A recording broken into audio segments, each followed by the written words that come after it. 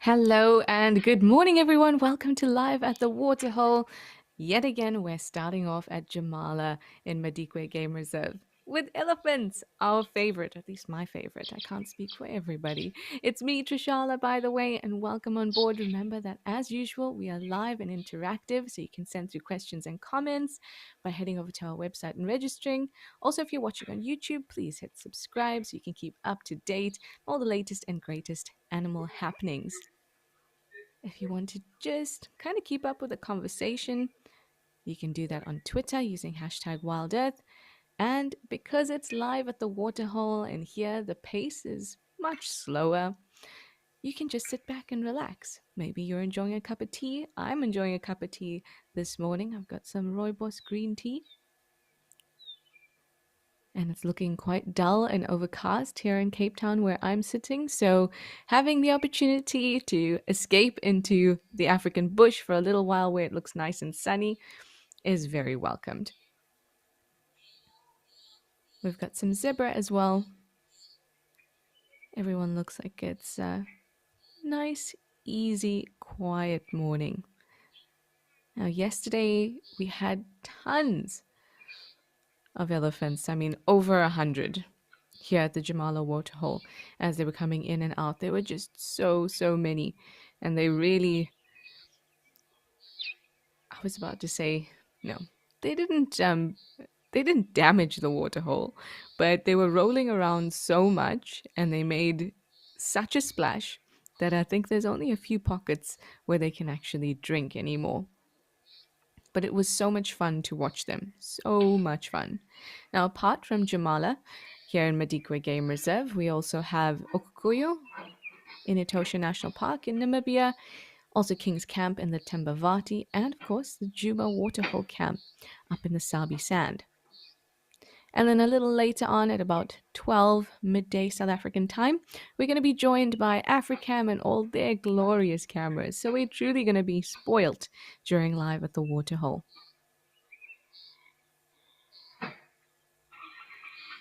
If this is the first time you're joining me for Live at the Waterhole, my style is very much letting you take in the sights and the sounds of nature, but I am here if you have any questions. I often find that the best questions come about when you give yourself the space and time to just sit and watch and immerse yourself, and then some really interesting thoughts start to emerge, and you are welcome to send those through to me. Anyway, before we settle in, let's head over to have a look at the weather across our various locations.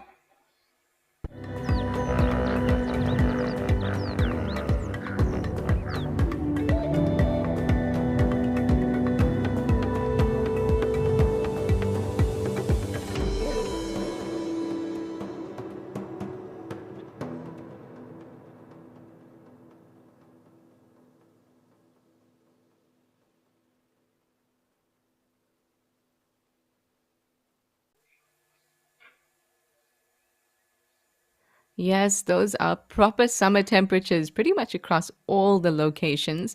At Tembo Plains there was about 38 degrees Celsius, 100 degrees Fahrenheit. That's well and truly summer.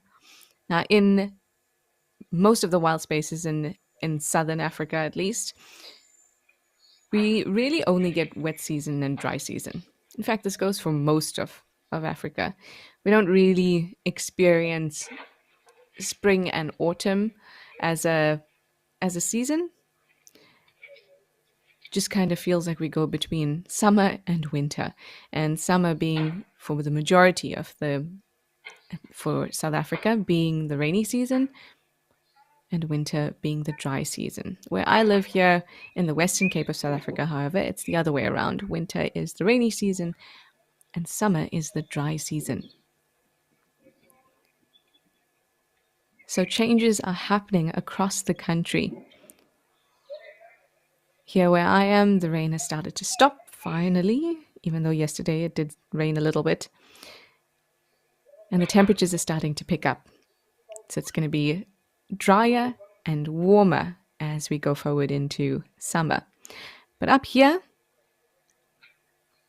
and in most of the areas where our cams are, in fact, all of the areas where our cams are, The rains have started to come.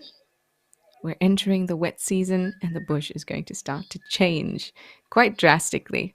And that's a really beautiful time of the year to watch the bush. Now, for me, October, I love October for numerous reasons. There's lots of cool little days of observance in October, wildlife related. And apart from that, this is that transitionary period where the rains start to come, it starts to warm up. It's a wonderful time of year. It's my favorite time of the year to be in the bush, actually. But I will settle for being there virtually with all of you during Live at the Waterhole. Anyway, like I said to you, I want to give you opportunities to listen and to settle in to what Live at the Waterhole is about. So let me do that now. Maybe grab yourself something to drink if you don't have something already, and settle in to watch the animals do their thing at the Jamala Waterhole.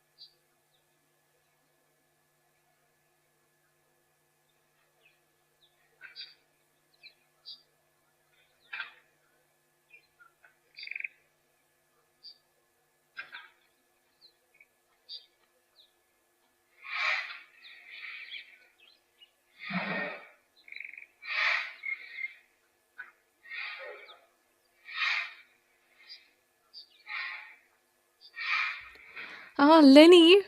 I must tell you, Lenny, over the last few days that I've been doing Live at the Waterhole, you say it's good to have me. Thank you so much, because it's good to hear your name. So the last few days over Live at the Waterhole, I was thinking to myself, I get used to the names that I hear. And I was happy to hear names like Ingrid, Sir 50. I mean, I enjoy hearing all your names, but some are particularly familiar. And I was thinking to myself, I didn't hear Lenny yet. And there you go. Thank you for joining us, Lenny.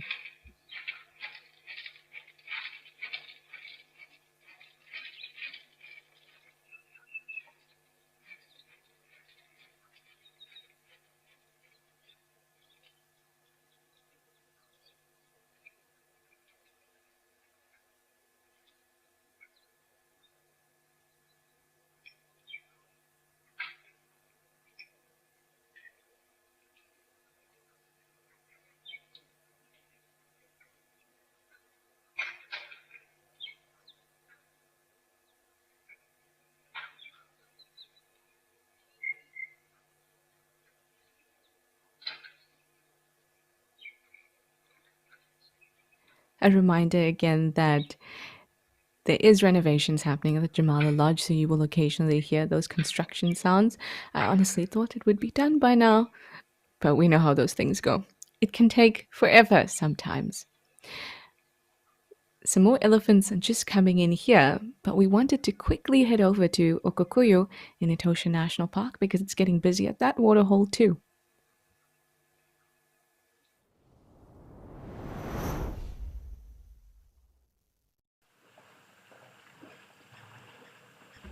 Oh my goodness, busy indeed.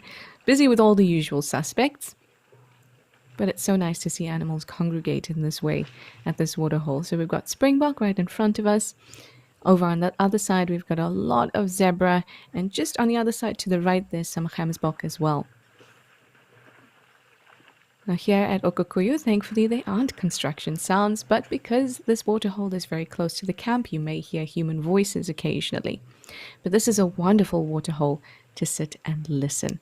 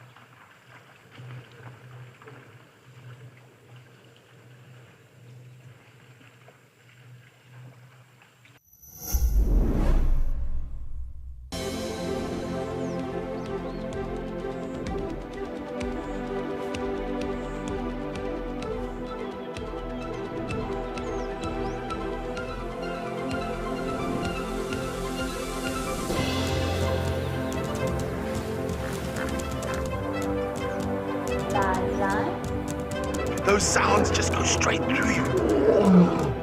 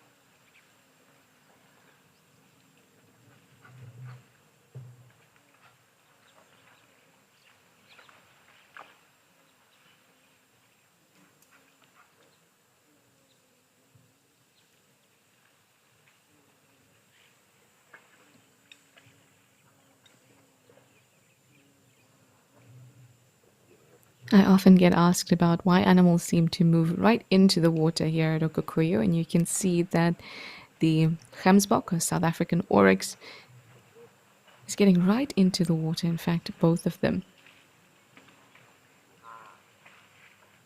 Now, I'd imagine when the weather is, it's pretty warm all around, like we saw when we looked at the weather, this would offer quite a bit of cooling.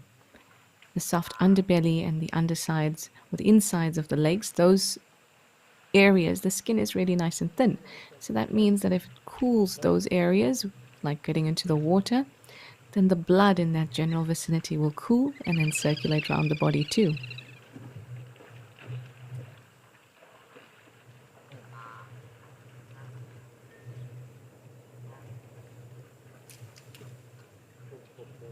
Now, apart from the water having a cooling effect, you can see that it's quite rocky in this area, so it might just be more comfortable for animals to move further into the waterhole to drink than to possibly tip over or trip as they lean in. Now, you especially see them walking in from over on the other side.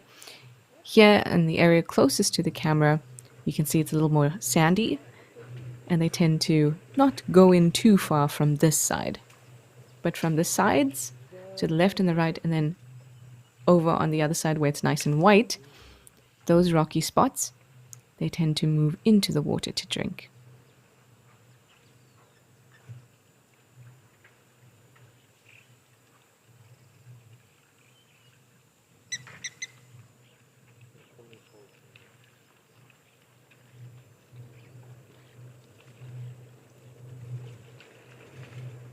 Ah, Louisa, you say you love to see some stripes. Well, I hope that you got your full there with those zebras. So many came down. But Louisa, there were also a couple zebra at Jamala as well. It is always nice to see some stripes, and we get to see zebra congregate in quite large numbers here. And then you can especially see that dazzling effect, how difficult it is to pick an individual out when they're all together. And patterning can do that, especially that stark contrast between the black and the white stripes can really confuse you. And we have 3 color codes, which means that we can detect contrast a little bit better than the average mammal, who only have 2 color codes.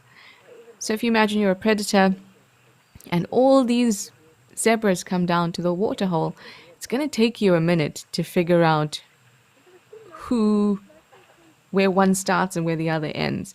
And that's really important because predators across the board, whether they're insect predators, bird predators, mammal predators, reptile predators, across the board, predators need to fixate on an individual. They kind of need to figure out which is going to be their target. Without that, it just becomes an unplanned kind of shot at a herd. So they've got to have a strategy and fixate on one individual as their target. And when they can't do that, because of the dazzling effect of the stripes and the zebra, it can be a little bit difficult. So it takes them a while to figure out who will be their target. And then on top of that, they have to kind of wait for the zebra to disperse just a little bit. And that's when chasing can help. But that dazzling effect is effective. Now, personally, I love the color of the gemsbok. It's this gray with a browny undertone, a taupe. Now, unfortunately, they don't have stripes like zebras do, and they don't have it across the whole body. Obviously, they have these facial markings, so they don't have the same kind of dazzling effect. But I must say that in my heart, they dazzle me with the beautiful color. And those facial markings can be particularly helpful in arid areas or semi-arid areas where gemsbok or oryx rather tend to exist, because that black around their face helps to absorb light and not reflect it back into their eyes, which can be very difficult to deal with in an area where you're getting a lot of sun, which happens to be areas that are semi-arid or arid. So if you see dark facial markings on animals, think about light, where they live, why it would be important for them to be able to have clear vision. If you think about the eye stripes in cheetah as well, it's thought that that black can also help them to see better because there isn't a whole lot of light being reflected back into their eyes from their face.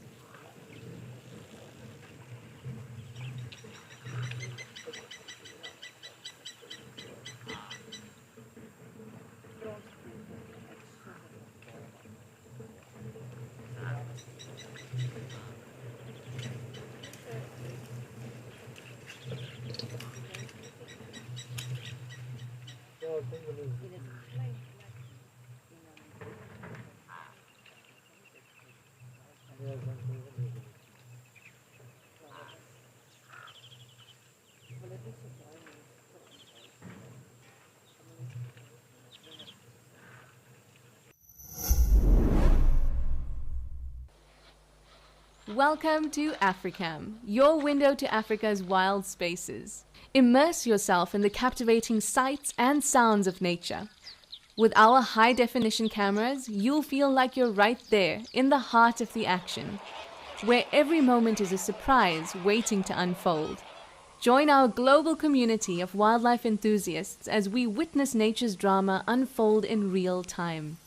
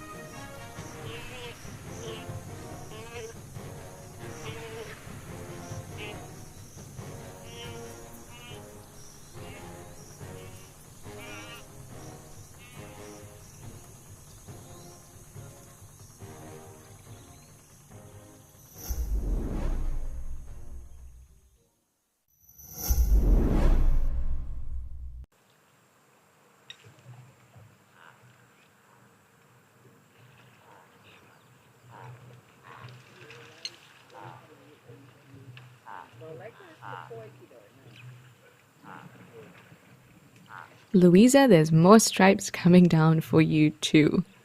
I love that I almost called it Old Donyo. At Okokoyo, you can see the animals streaming through, and over there in the distance, across this vast salty area, you can see more streaming through as well.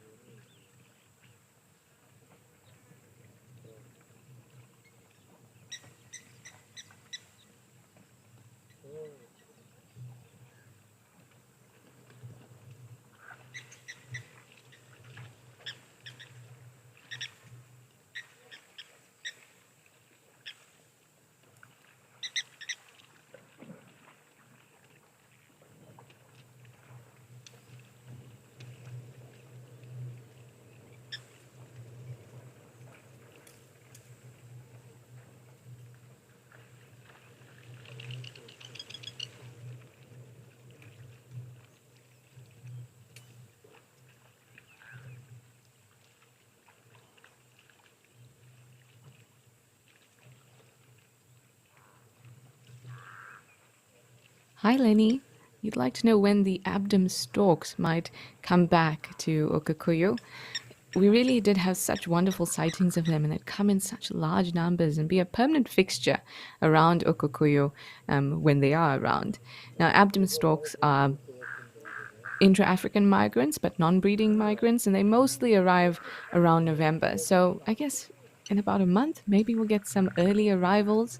Last time I was in Juma doing Safari Live for WildEarth, I was so happy to see some of the migrants already arrive.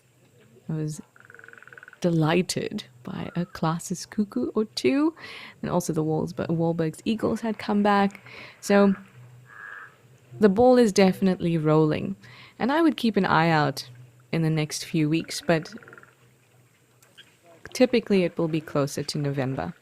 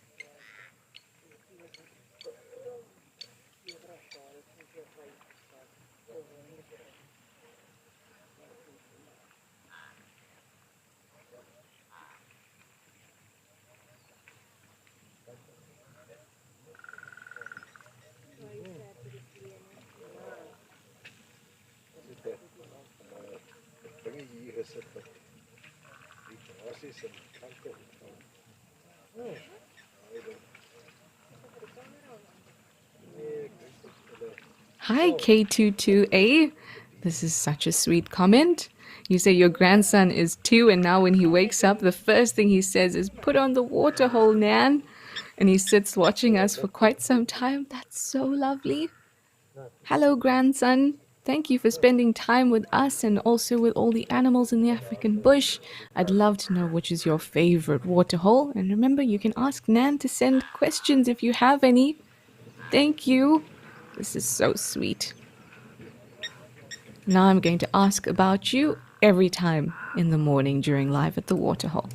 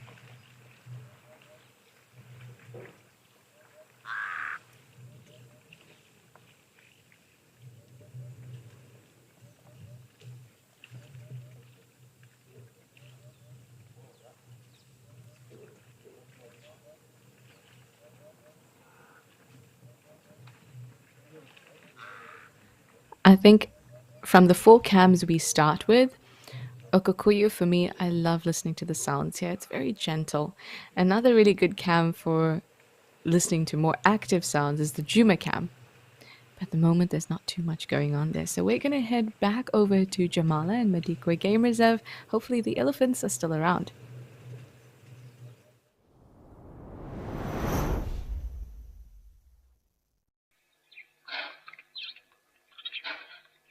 Why, of course they are. And you've got some more stripes, Louisa. I think it's only a matter of time until this waterhole gets busier and busier, hopefully with some elephants. As you can see, there hasn't been much rain at Madikwe at all, and the temperatures are quite high. Oh, hello, Warties. Oh, this is lovely. You can see there's short growth of this grass starting to pop up, but still, we need rain for it to be truly lush. But at this time, when resources are not the most abundant, pretty much all the water holes are mud except for those that are properly pumped. But this means that we can expect more action at the water holes, even if they are just, a little muddy. Because around water holes, we know that one, it's a water hole, so there's water either in the ground or it's being pumped, and plants will also be taking advantage of that. Any vegetation. So you'll find that around water holes where the vegetation can grow, and even around termite mounds where soil is particularly nutrient rich, at this time when resources are a little scarce, you're going to find animals in those areas, herbivores in those areas, trying to snap up as much tasty vegetation as possible.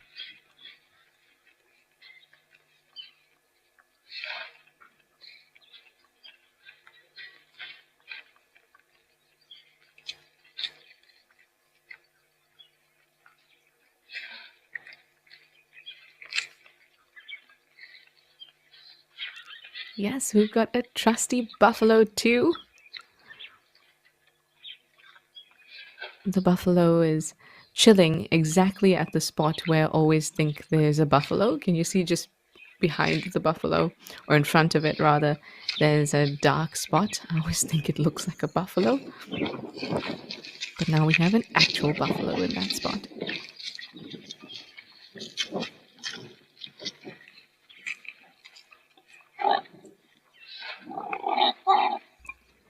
Now, I know that the camera is looking towards the waterhole, but can you hear those sounds? That's the sound of the warthogs right at the base of the camera, busy chomping away, snorting a little bit. It's lovely.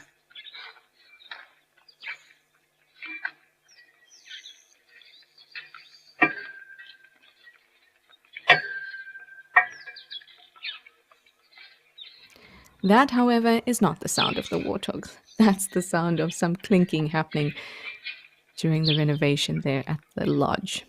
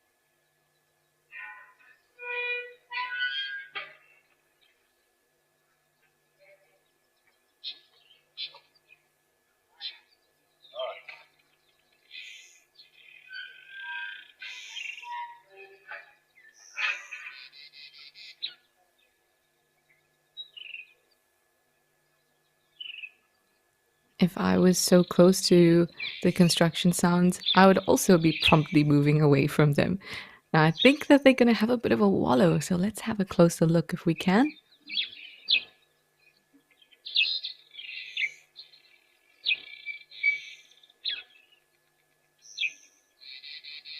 Just a drink for now. But we're going to watch them. We don't often get to see warthogs enjoying themselves at a pan. Oh, there we go. Yes, get in there. It always looks so joyful when animals roll around in the mud. It's a compromising position to be in. You know, you can't easily get out of the mud as quickly as you could if you were just standing up on solid ground. So for me, it kind of shows that they're relaxed and they look like they're enjoying themselves.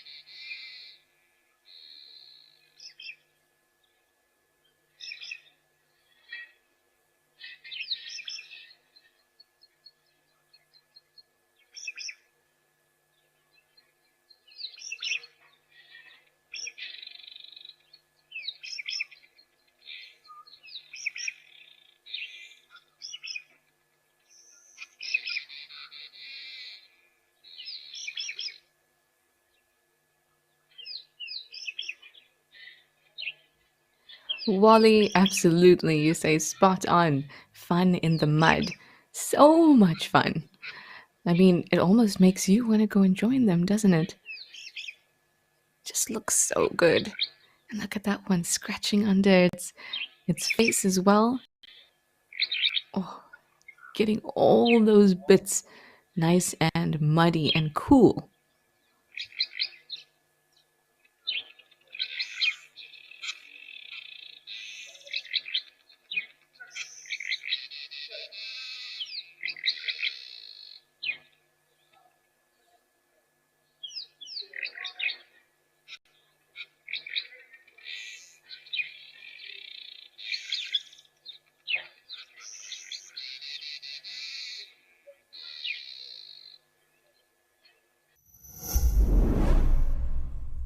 Welcome to Destination Safari.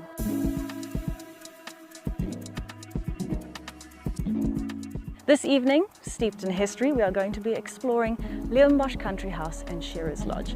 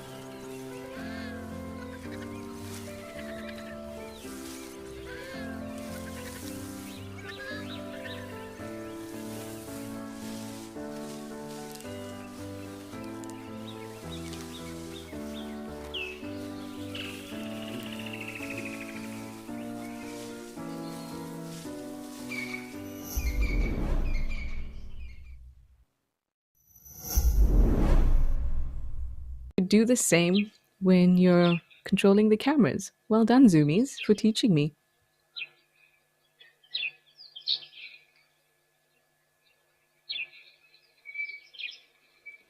The elephants have just come in and no rest, no time to settle in. No, no.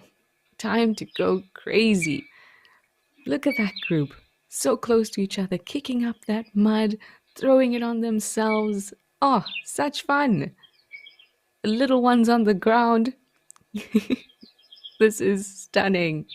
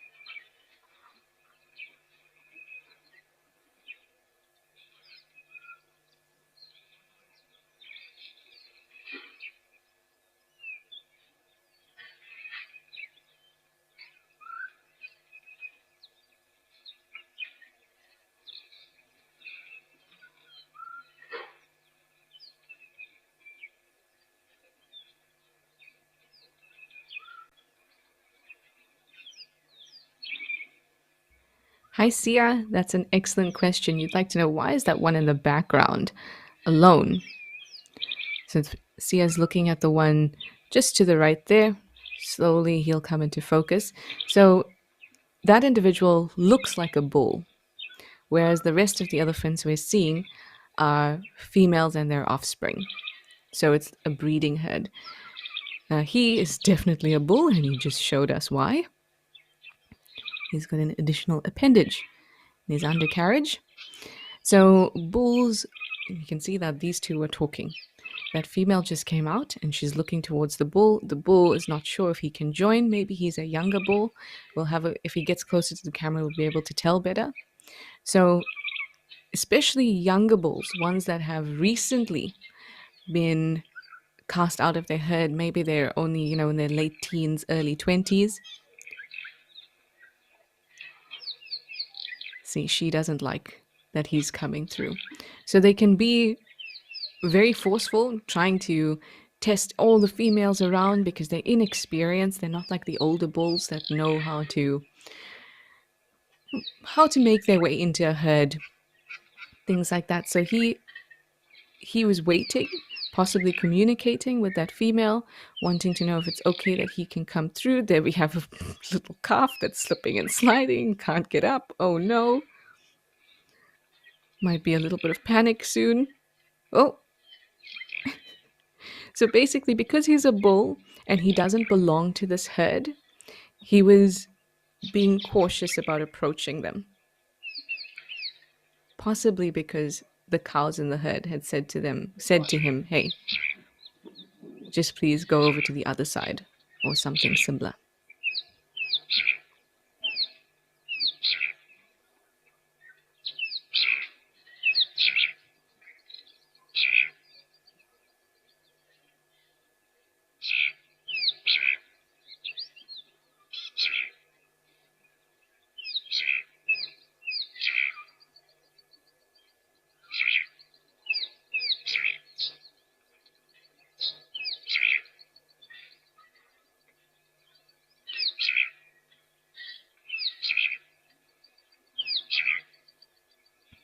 It's hard to tell if that baby is just struggling or if it's playing. Maybe it's a bit of both.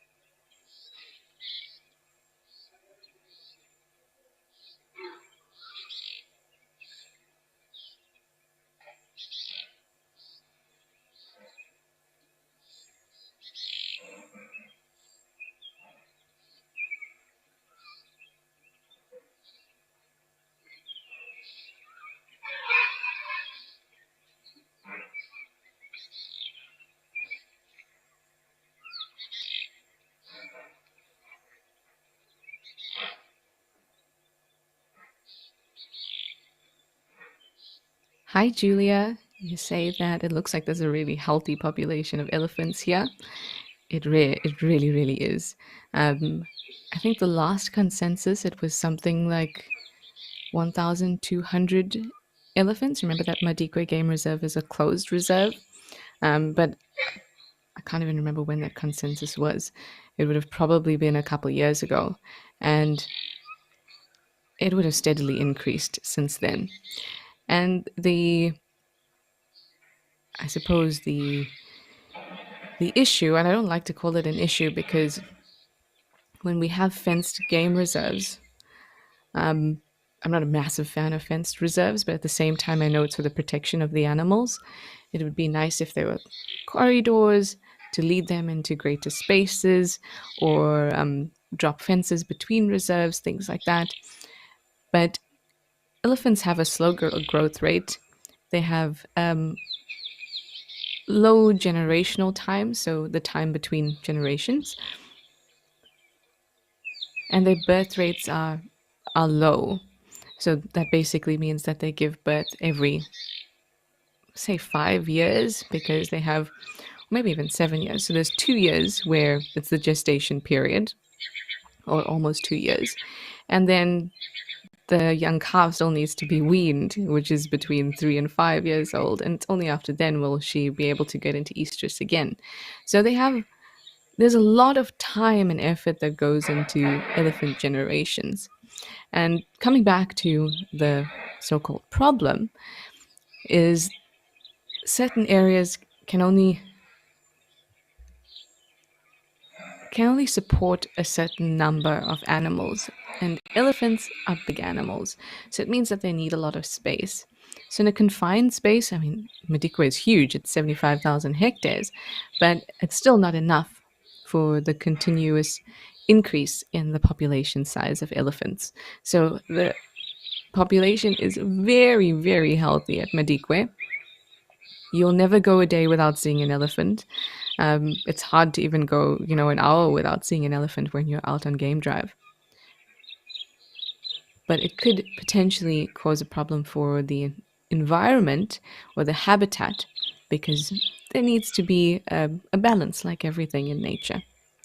And that's why opening fences is a great way to allow that to happen.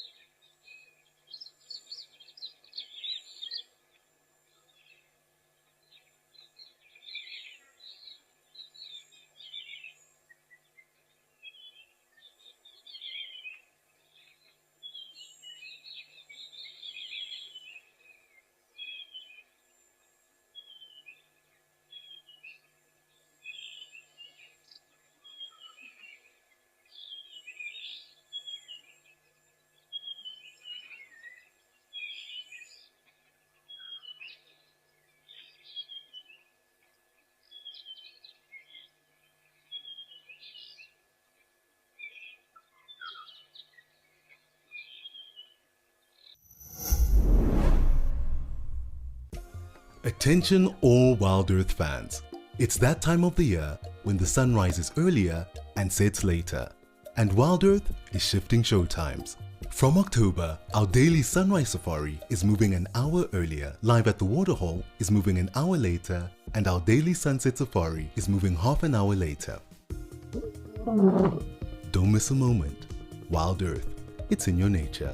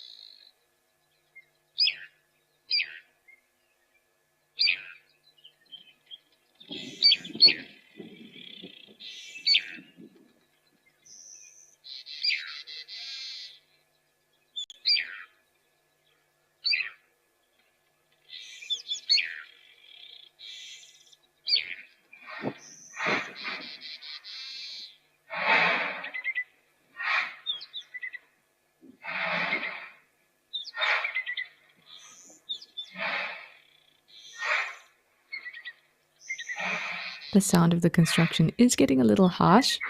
Please do be forgiving. I hope it will end soon.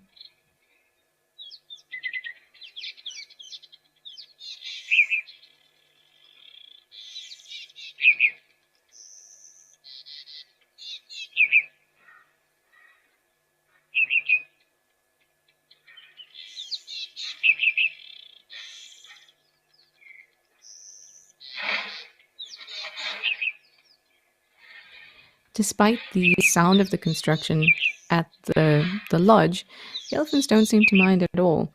Occasionally, you may see particularly like subadults or young calves, they'll come towards the sound, investigate it, maybe shake their head in that direction. But for the most part, everyone has sort of learned that even though there is a sound, there's nothing threatening happening. So they're very adaptable and can learn very quickly.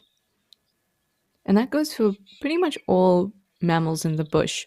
And that's how we have been able to habituate animals so that we can actually view them when we go on game drive. So all we need to do in order to habituate an animal is basically time and practice so that we can allow them to know or show them that the vehicle is not a threat or a fence is not a threat, and we're just here to view. And over time, animals learn that, but even in their lifetime, they can learn that. And most often, they're taught that by their mother. Or in the case of elephants, the herd. If the herd's not reacting to it, it must not be anything threatening.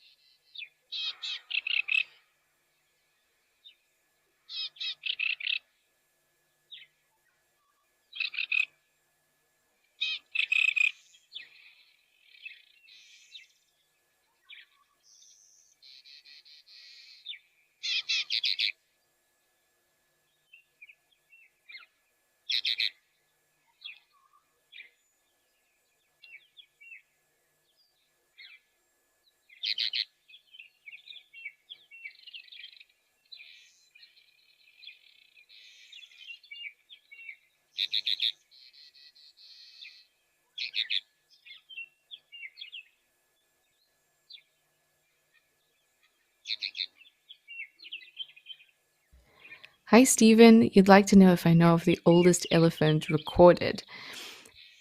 African elephant? No, I don't know. And that's because, and we spoke about this a couple days ago as well. African elephants don't do well in captivity. So, in the majority of areas where there are captive animals, you won't see African elephants. Asian elephants do better in captivity. And so, the most reliable data for their longevity comes from Asian elephants. But also remember that Asian elephants and African elephants are quite different and they're not very closely related.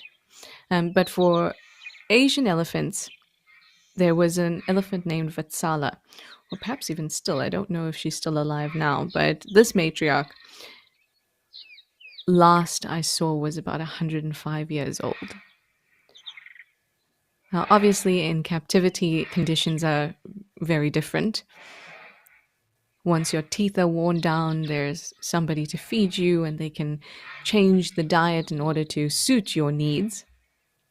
Also, if you're sick or injured, you can get taken care of. Whereas in the wild, there isn't that luxury.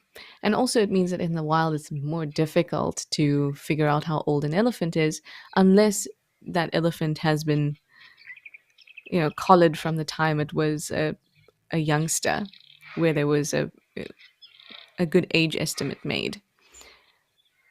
And then, because elephants are long lived, or potentially, like Vatsala, the Asian elephant, I mean, could potentially live for 100 years old. And then the researchers, they've got to kind of have generational research going on, even with the scientists.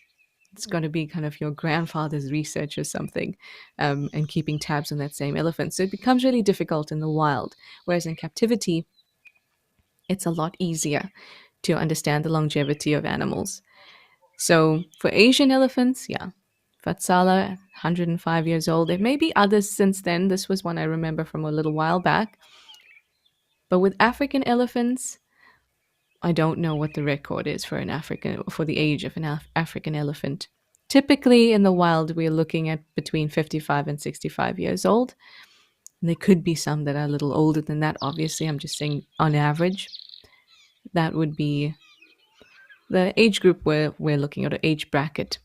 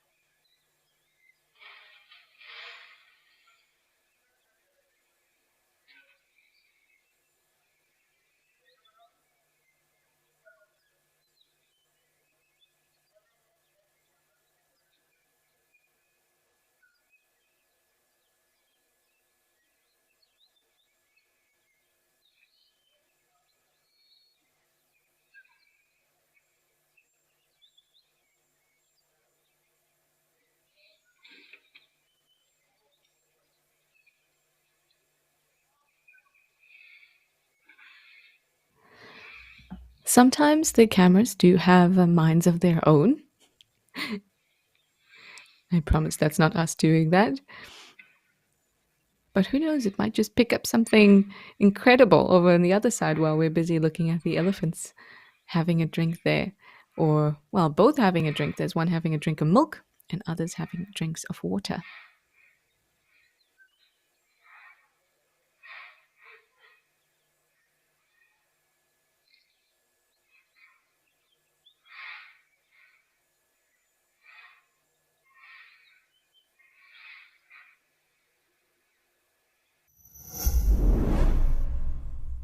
World Animal Day is here, and WildEarth is rallying for a battle of the ages. One naturalist reigns victorious, and the time for redemption has arrived. It's Safari Bingo. Catch the chaos and contention as our naturalists compete to spot the most animals. Join us on our sunset safaris and spot the next sovereign of the safari. WildEarth, we are Safari.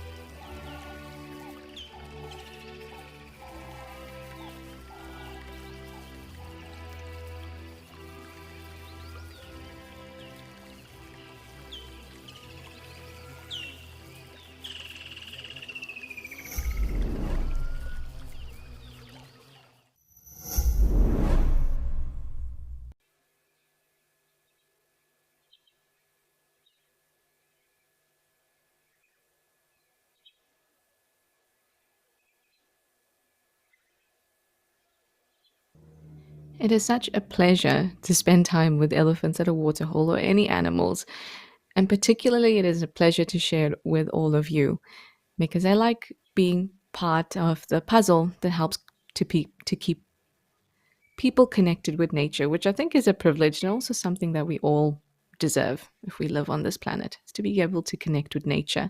And that's also WildEarth's mission. And if you'd like to help us out with that mission, please head over to our website and click the donate tab. We'd be very appreciative of your support.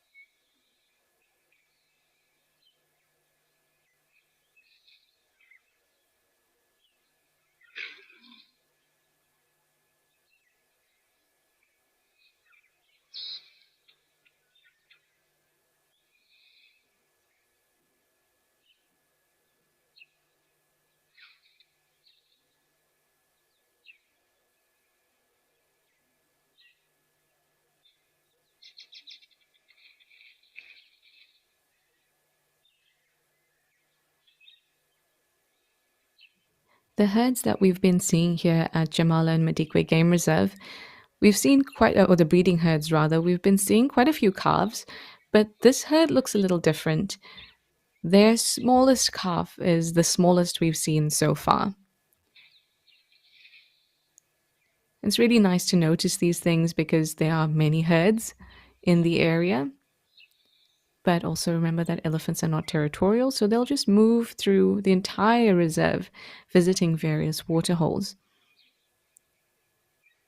And you might find an identifying feature of this herd and then know, oh, this herd's back again. So for me, this one has many youngsters and that can only differentiate between this herd and the herds that we've seen before at this waterhole. So it won't help me if I see this herd again at, say, Tau Lodge once Africam joins us in about 15 minutes. That's not going to help me. But it does help me just think about over the last few days the herds that we've had here at Jamala. But there can be other identifying features you can use, especially cuts on the ears. Those are quite obvious. Stubby tails, nicks or shortened trunks. All things to pay attention to. And during Live at the Waterhole, that's a really good time to do it because we get to sit and watch and let the animals take center stage in silence for quite some time. So it's a nice time to notice little things, little features that can help us identify them and get to know them better.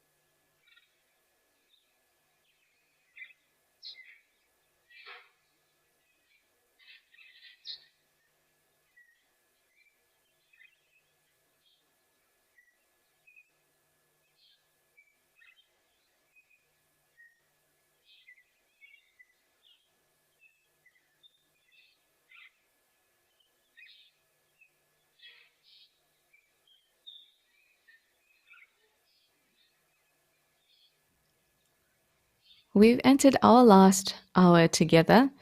Amy will take over a little bit later, and there's only a few minutes until the Africams come join us as well, so lots to look forward to. But for now, we're going to head back over to the Okukuyu cam, see if anything's changed on that side. Maybe we have some new visitors to the waterhole.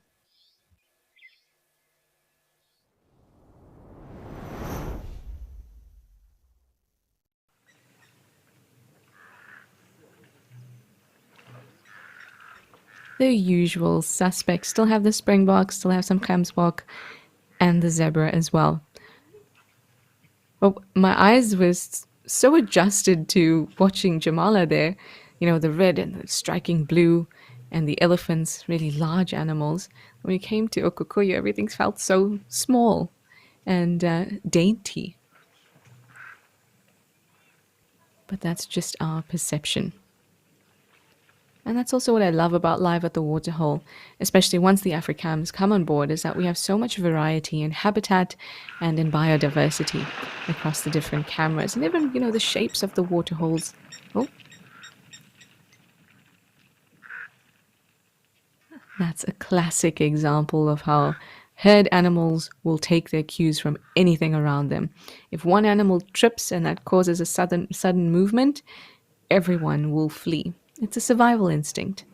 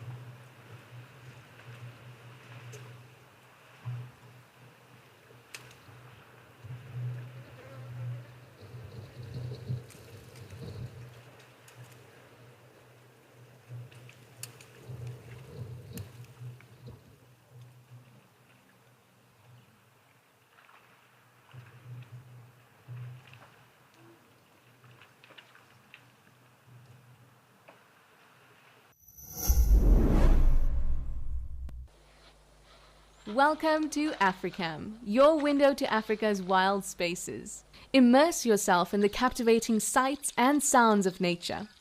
With our high definition cameras, you'll feel like you're right there in the heart of the action, where every moment is a surprise waiting to unfold.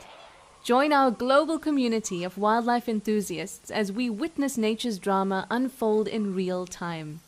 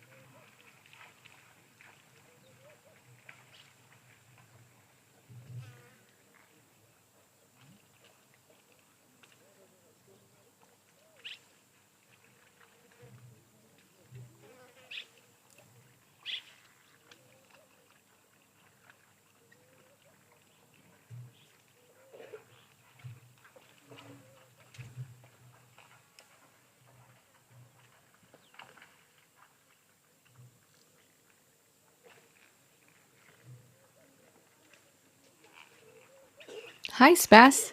You'd like to know what the rarest animal we could see here at Okokuyu is? I think it's a difficult one. Potentially, there are a few, but I think the rarest one you would potentially see is a black-footed cat. I know, doesn't that sound exciting? That would be very, very rare. I mean, it's the pretty much the rarest felid in Africa. But I say black-footed cat because I know that there's a black-footed cat research project in Namibia where Okukuya Waterhole is. But Okukuya Waterhole is in Etosha National Park, and I'm not sure if black-footed cats would be seen all the way here at Etosha National Park, which is sort of like quite close to the northern border in Namibia. So potentially you could see a black-footed cat. And I think for me, just the hope or the potential to see something that rare is enough for me to come and watch the waterholes just in case. Other animals are servals, pretty rare in this area. But other than that, I'm going to have to give it a bit of a think.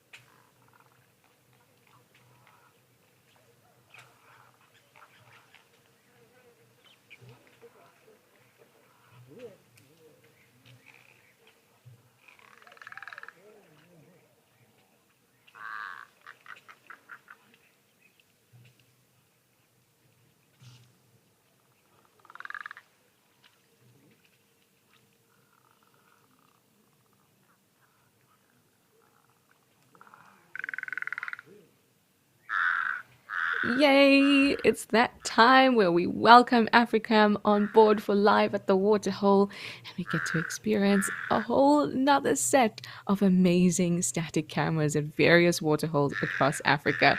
So let's take a moment to welcome them all on board.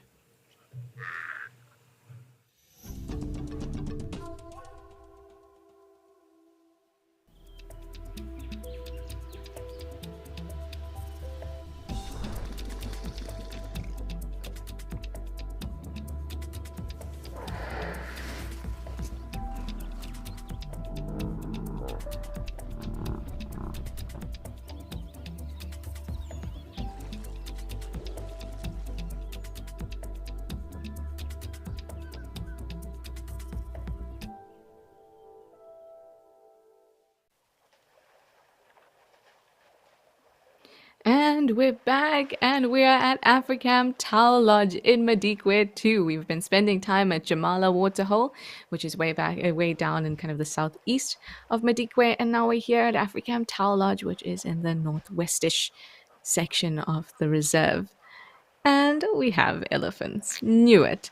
At this time of the year, very little water around. We're still waiting for those rains in some areas. The waterholes are going to be crowded with elephants trying to cool down as temperatures go up, but the moisture content doesn't. Mudding themselves, drinking water, having a nice play around. And there's a warthog here too. I hope he'll have a roll around, and I hope he doesn't get stuck in that mud. But I'm thrilled because we have different cams that we can go through, see different habitats, different environments, and potentially different animals too. So lots to look forward to. And a reminder that we are live and interactive. You can send through questions and comments. You can do that by heading over to our website and registering. You can also click subscribe if you're watching on YouTube. And of course, if you just want to keep up to date with the conversation, with both the WildEarth and AfriCam community, you can head over to Twitter. But if you're like me and you just like to sit back and relax at a waterhole and get your mind going in more of a natural space vibe as opposed to work, then you can go ahead and do that too. Just sit back, relax, enjoy the sounds and the sights here at AfriCam Tau Lodge.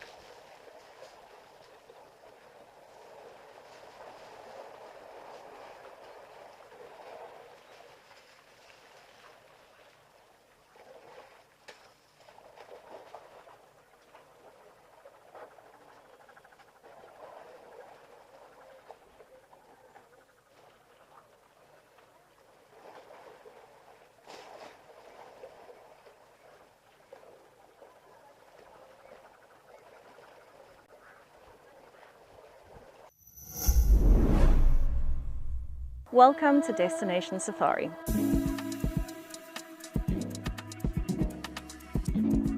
This evening, steeped in history, we are going to be exploring Leeuwenbosch Country House and Shearers Lodge.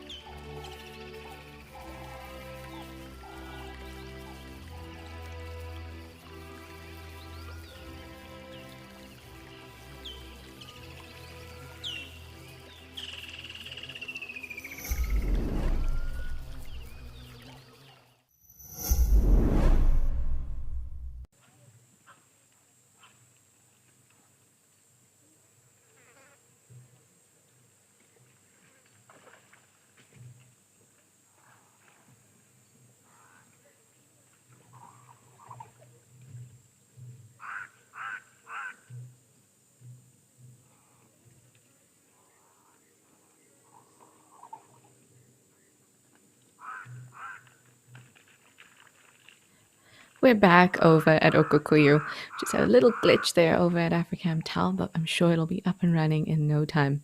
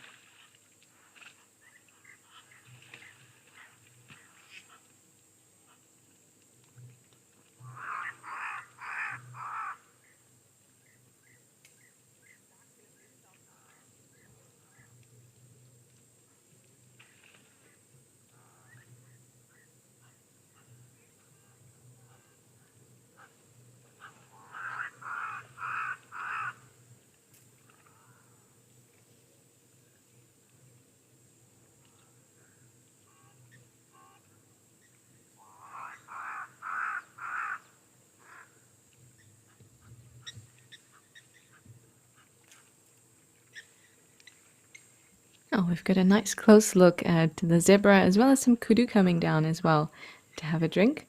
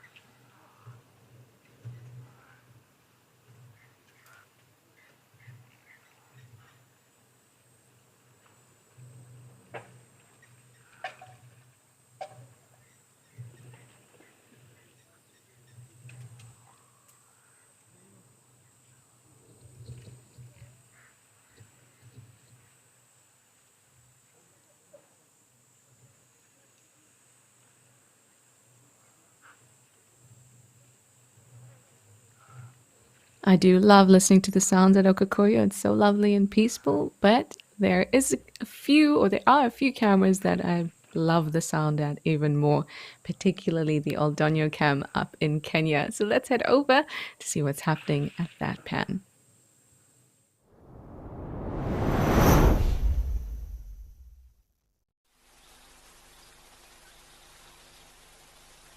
Lovely. What a beautiful, beautiful day at Old Donyo. Lovely blue skies, nice fluffy clouds, and of course some giraffe as well. Goodness me, I really, really love this camera. It's so clear and the color is stunning. And I found that the giraffes at Old Donyo, and you would have noticed the giraffes at the other waterholes, they can be very tentative. They'll often wait for other animals to finish up drinking.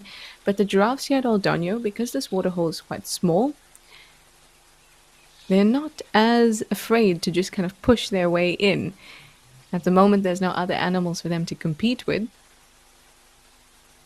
They're still a little bit tentative, but you'll find if there's elephants around or something like that, ordinarily giraffes might wait, but they'll just stick their heads right in.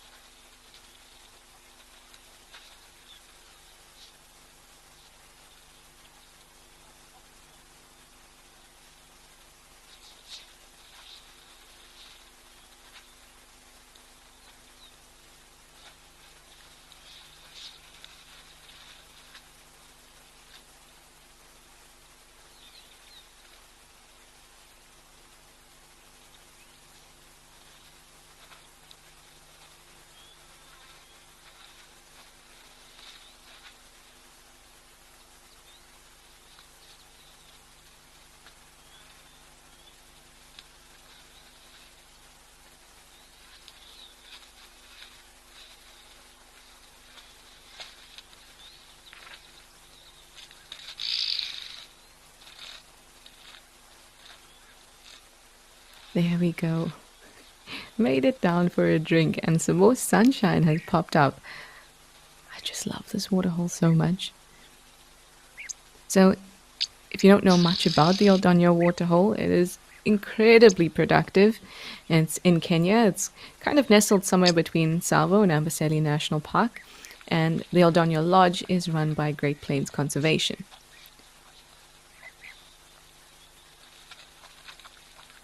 And we're so lucky that we've gotten to welcome AfriCam into Live at the Waterhole and have access to this cam here at Old Donyo.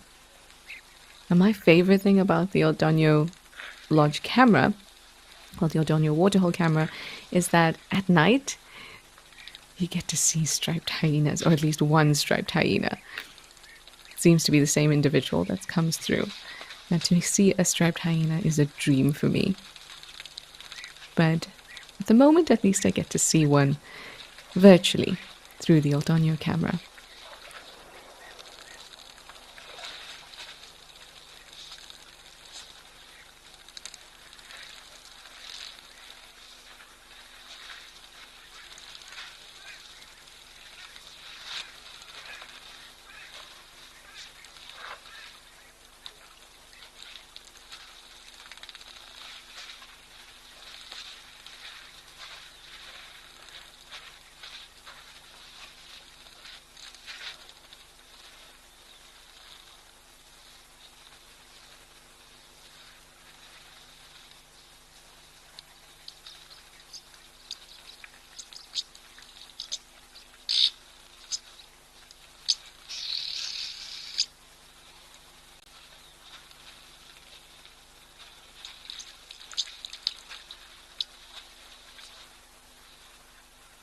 The giraffe that we're seeing here, different to the ones that we see in South Africa. We see the Southern African giraffe, or specifically the subspecies, the South African giraffe, But here, up in East Africa, we're looking at the Maasai giraffe.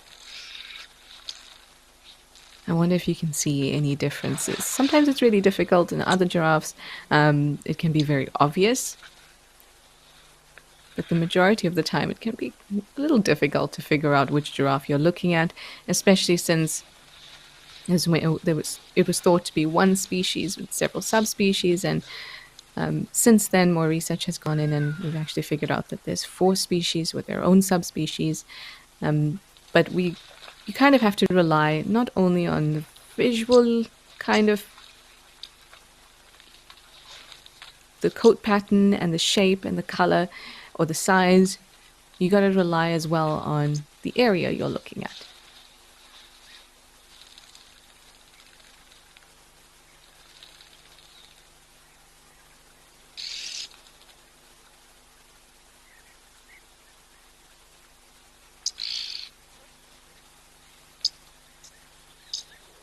Christian, I agree with you. This is most definitely a rad waterhole. It's amazing. And on a really clear day, you can see Mount Kilimanjaro in the background. Goodness, it's stunning.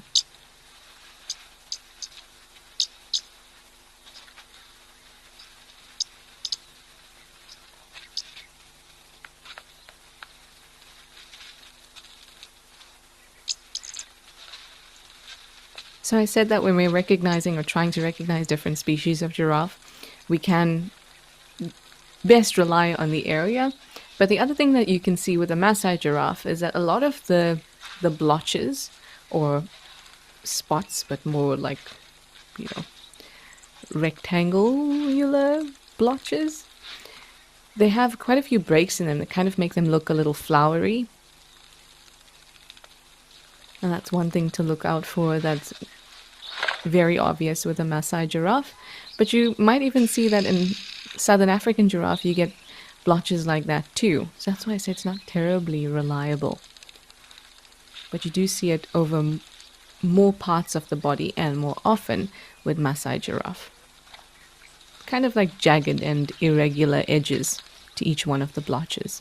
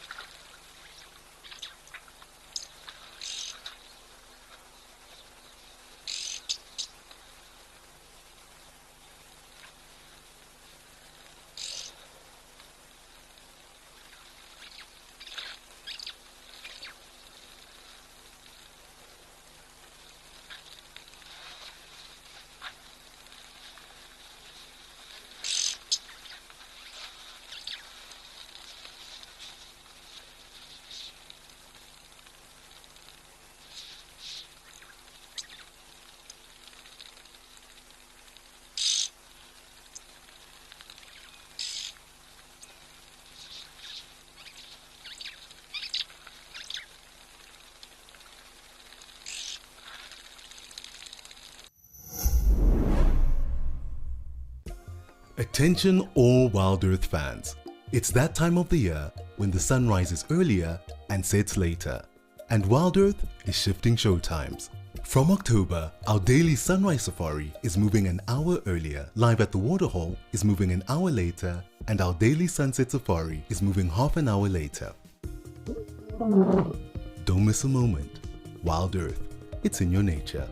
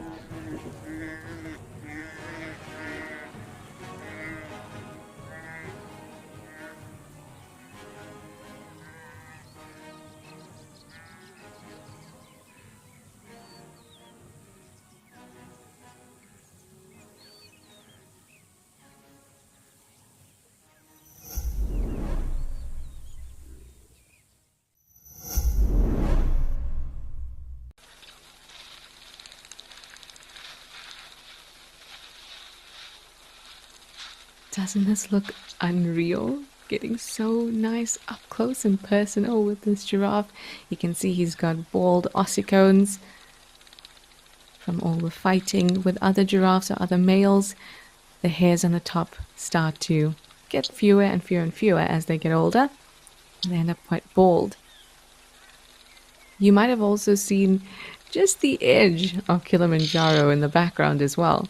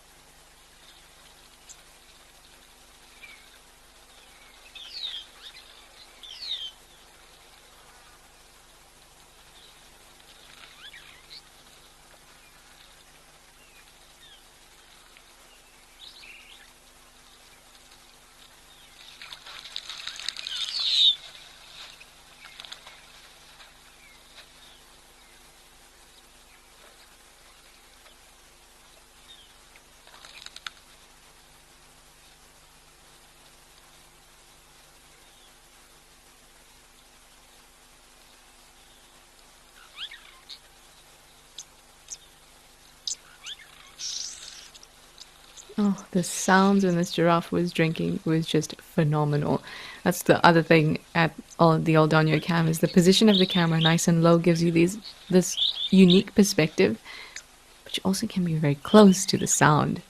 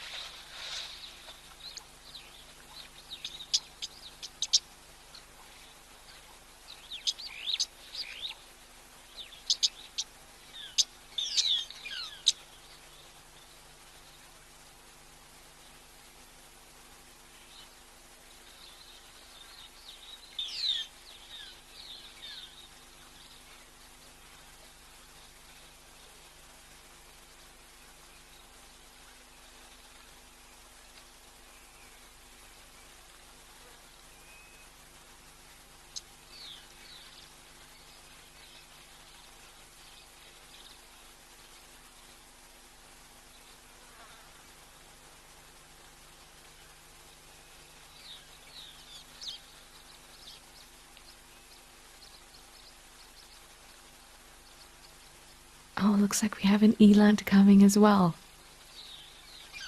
There's even one sitting over on the ground on the right. But we've got a nice herd coming through now. This is lovely. El Niño is always a hub of activity. So many different types of animals to see. We get to see yellow baboons up here as well, which is always nice because we don't get to see them in any of the southern African cams.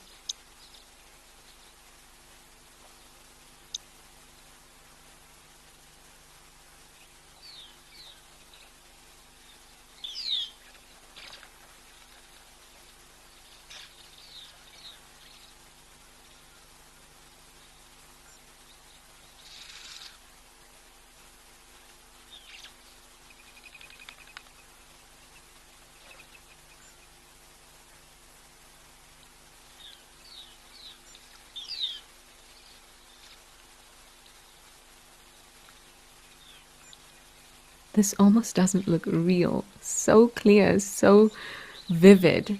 And this is happening right now. We're live. So here in El Niño in East Africa and Kenya, right now, this giraffe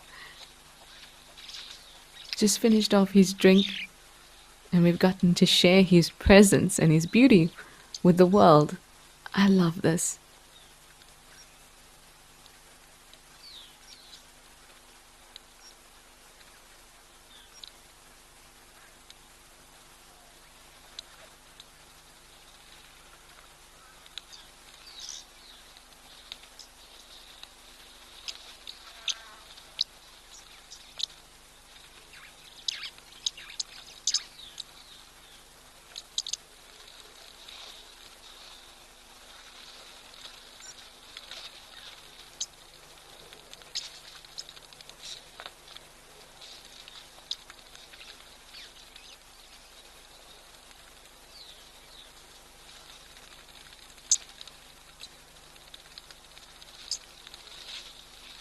Oh, gorgeous to see these eland come down for a pleasant drink after the giraffe. But now we're going to head over to Cat Eye Pan in Bululi.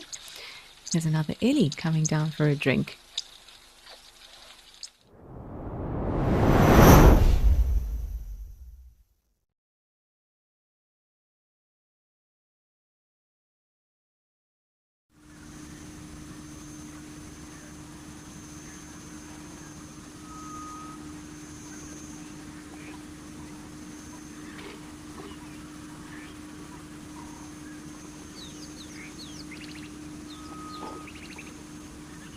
Some more beautiful sounds here. And again, because of the position of the camera, I'm hoping that we'll be able to hear once this Ellie starts slurping up that water.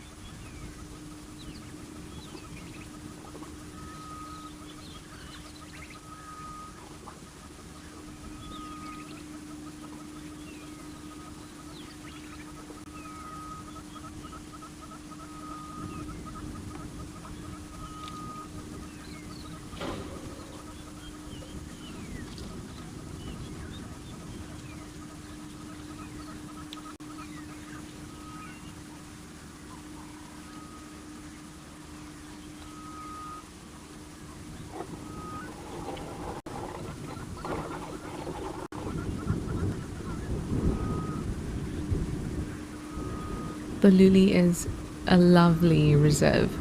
And there's one thing, I mean, there's many lovely things about them, like all natural spaces in Africa. But what I particularly like about Bululi is that there is an anti-poaching unit that works in this area called the Black Mambas. And they're such an inspiration not only to local people and villages around them, but to the entire world because they're an all-female anti-poaching unit. Day in and day out, they're patrolling this area. They're trained in tracking animals, in combat. They're a formidable all-female force. It really breaks down gender stereotypes. And it's such an important thing to have positive female role models in areas where there are less fortunate people, but also where opportunity doesn't come around very often. And the Black Mambas are really trailblazers in this area. And anti-poaching units deserve a lot of respect for what they do.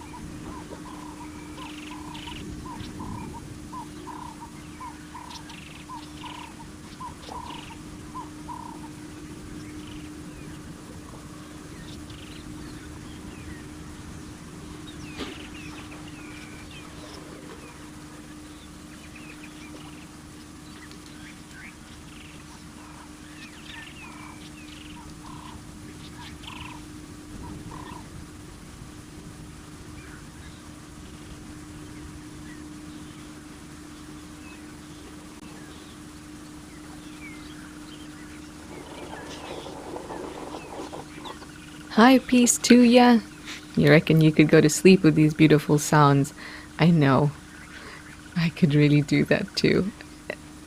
The sounds in the bush are stunning, and especially now, getting into the wet season, a few rains have come along, things are starting to become even louder. The gentle sounds of birds and insects really coming alive as we enter the wet season. But also, peace to you, at night, the sound of the bush, it's incredible.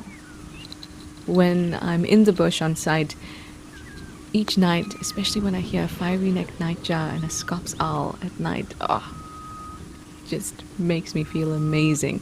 Definitely helps me go to sleep too.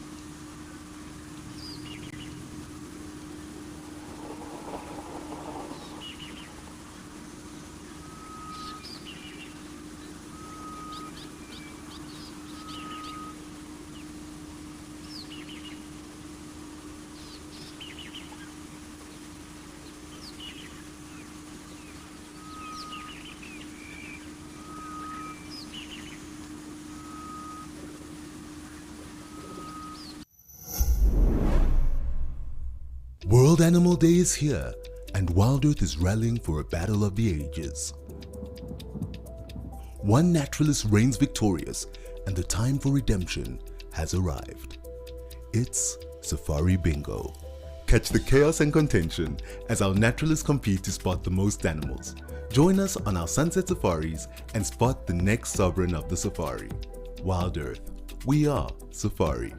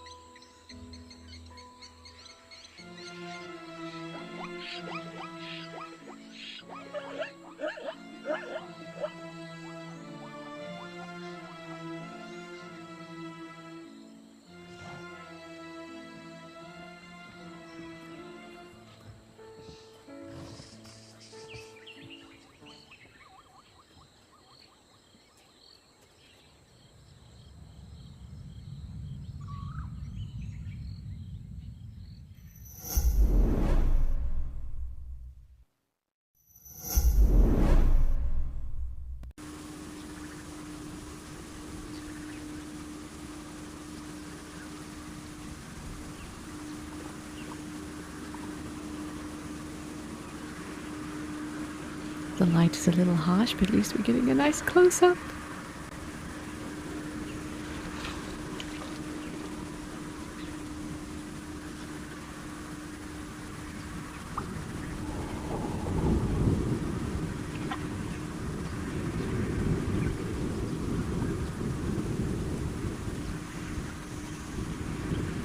Look at those wrinkles, look how deep they are on his face. He actually looks like quite an old bull.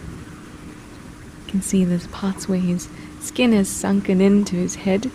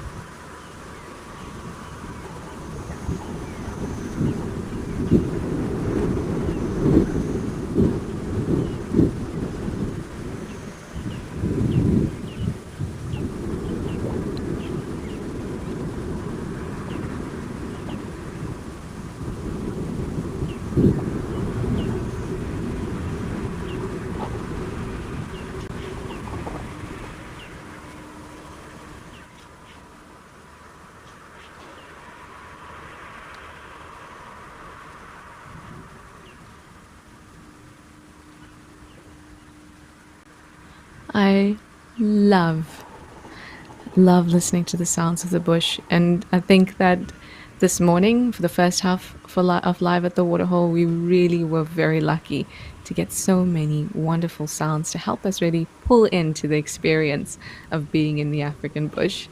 But now it's time for me to leave you all with this wonderful elephant bull at Africam Cataipan, and most importantly with Amy. So I'll speak to you all tomorrow morning, but for now, please enjoy the rest of Live at the Waterhole.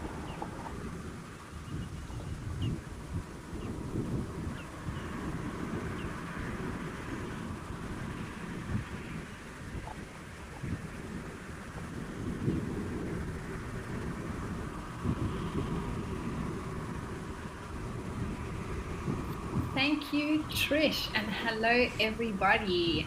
My name is Amy, and I will be with you until the end of the show, which is at 3 p.m. this afternoon, before we head into our Sunset Safari live.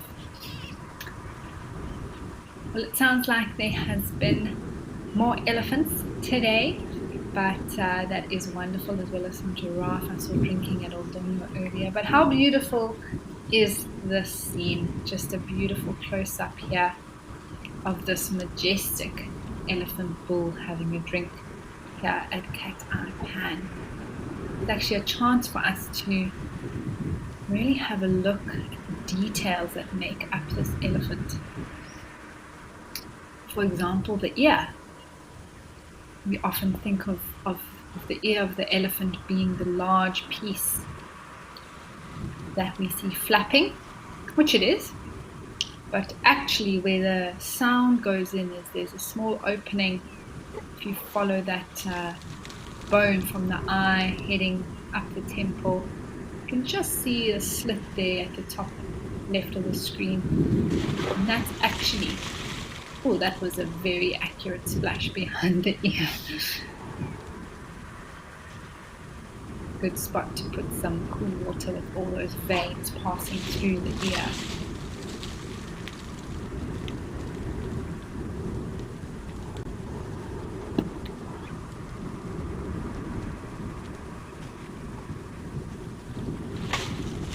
So the actual ear hole of the elephant is not exaggerated, but the flap that surrounds, if you think of our ear in comparison to our ear hole, how small the outer ear is, elephant has a very, very large cartilaginous outer piece of skin that allows it to use the specific cooling method that it does.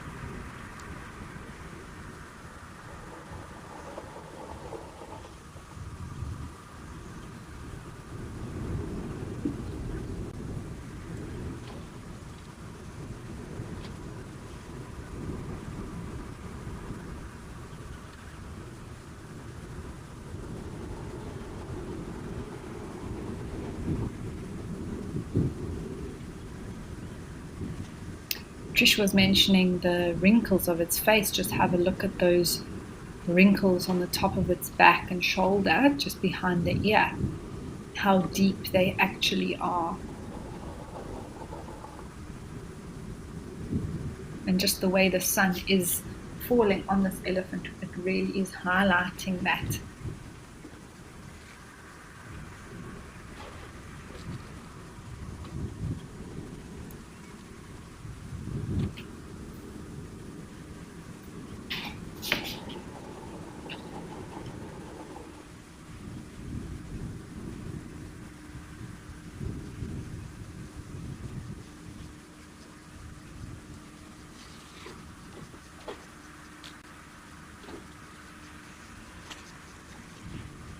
And those cracks act as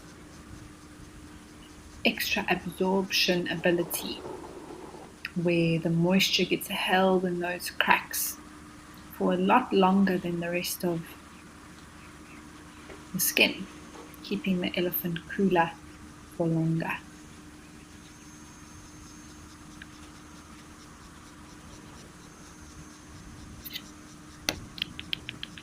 Well, this elephant looks like he's finished having his drink and splash, starting to feed on the bushes just next to this pan. And while he does that, we are going to head off to see what's at another waterhole.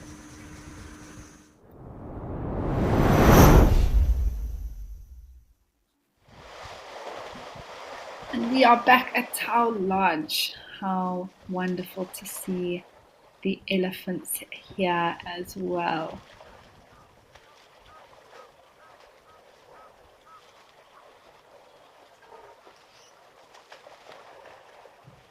Really a nice example actually of the size comparison. Oh, there's a little one. So there's a rubbing bone. That is awesome. There's a rubbing post there, an old stump of a tree. And this little one, it is literally the perfect height for it, isn't it? To rub its belly. It's made for baby elephants. That is awesome.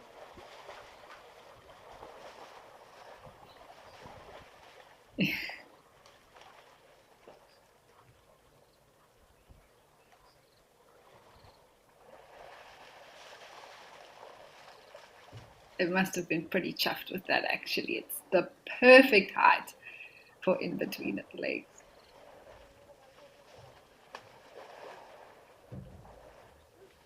So they are, you can just see the color of their skin there is quite shiny. They've been splashing themselves with mud and had a little bit of a had a little bit of a rub there now. So I wonder if they are going to head off completely or maybe to the other side of this waterhole, sometimes to drink, sometimes to splash around a bit more.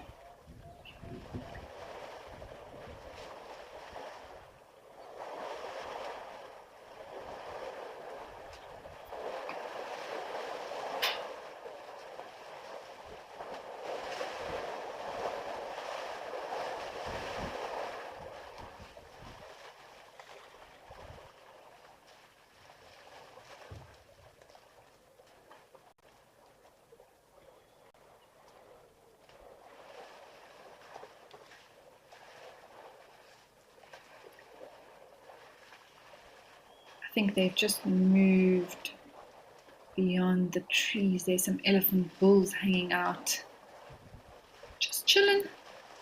It is extremely warm, and they are taking some time to just rest.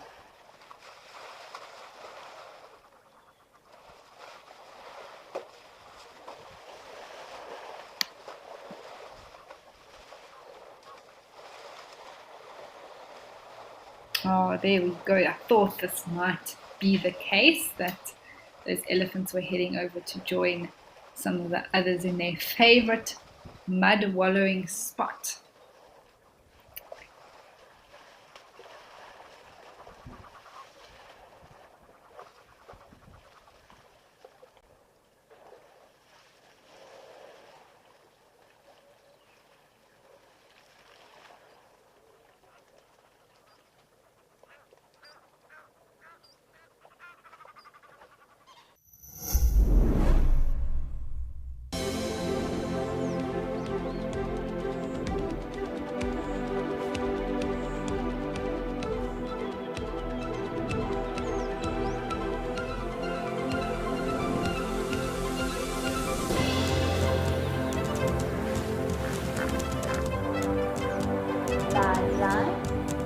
Those sounds just go straight through you.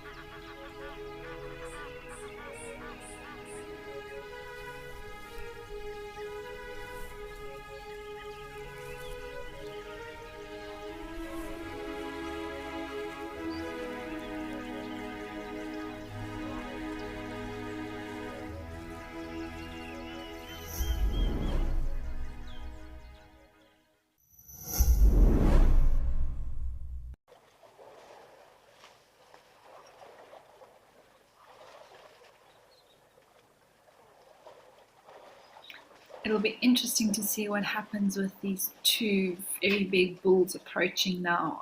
It's time for them to come and get muddy and splash themselves completely. This little one is still having, Mom's walked off with the others, but this little one is like, no, I'm not done. So it'll be interesting to see how it reacts actually. But it looks like those bulls are leaving it alone. It's just they're heading to the other side of the pan.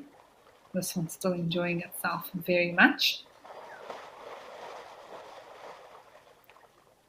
I'd say with those tusks, the length that they are is one of the key things that I look at to age these younger elephants. So perhaps 4 or 5 years old, this younger elephant, the one that's busy here, having a marvelous time.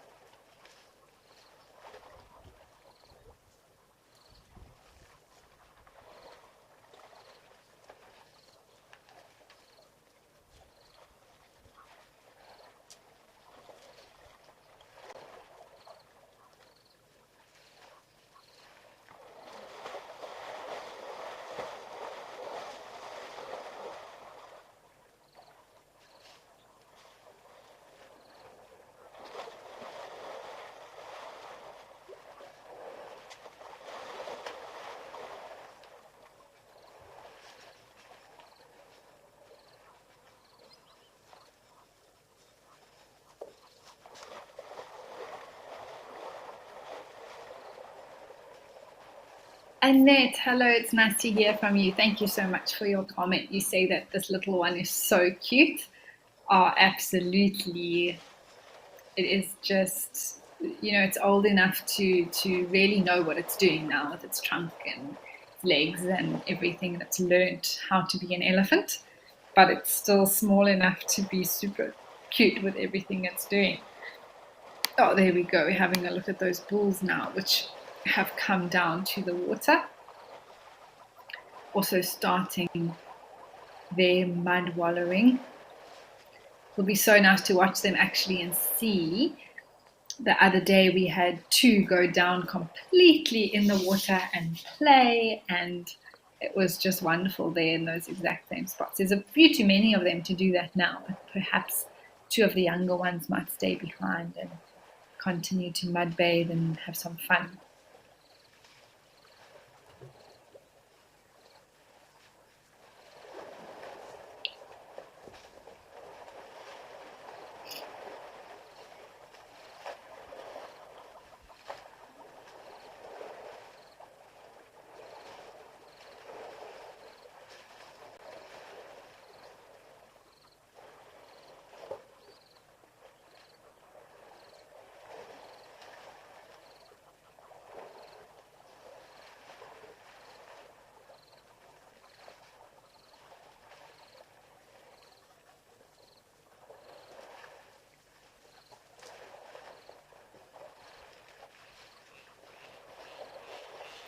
The one on the right closest to us with his back towards us hasn't quite started to mud wallow yet. It's maybe just too hot and he's just standing there. He's like, I can't get the energy right now to splash myself.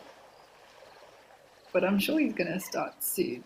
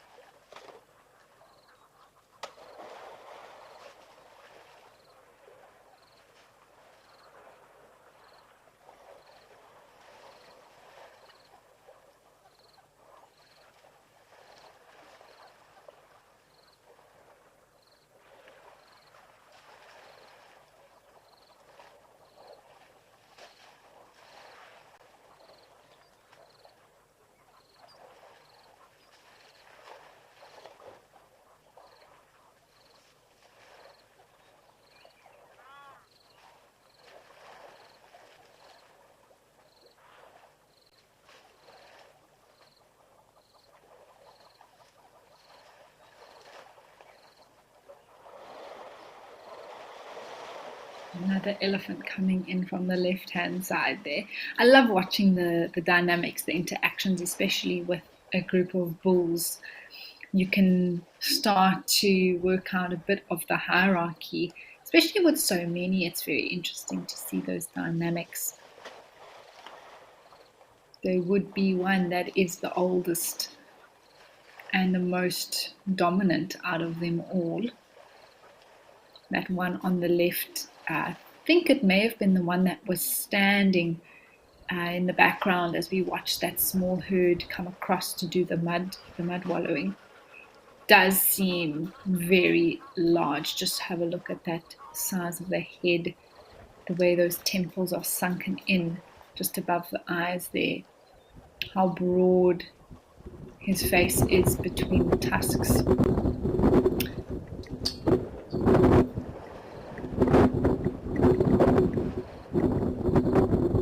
Oh, have a look at the elephant in the middle. It's just moved the one with its back to us to the left of that. It looks like it has some sort of a growth on its leg. I'm not sure. It might just be the background, but it looks like some sort of big tumor or lump there. Yeah, there we go. It is just on the back of its knee. Oh, it's turning around. Don't turn around. But it is common for elephants. That does happen to them. It doesn't necessarily mean that they are at a serious disadvantage. It just sometimes is a build up of fat that forms these kind of bulges. Sometimes it can be a benign tumor, and they can carry on really without there. We can have another look at it. The back of the knee there, of the front left leg of that elephant. It still can clearly walk without any discomfort.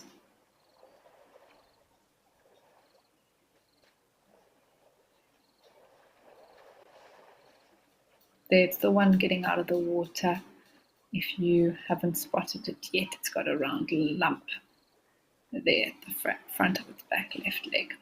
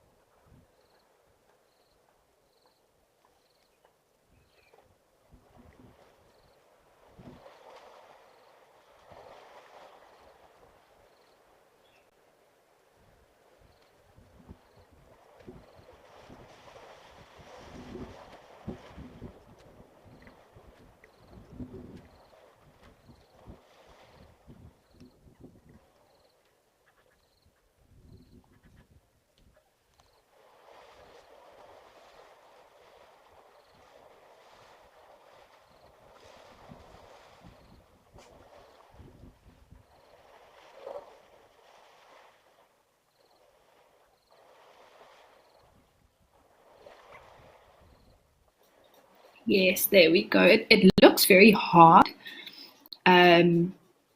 It's not sort of like a soft. It looks like the skin is very tight around it, is what I'm trying to say, actually. It could. I think that elephant gave them a bit of a fright, and they were like, "Oh, we better move."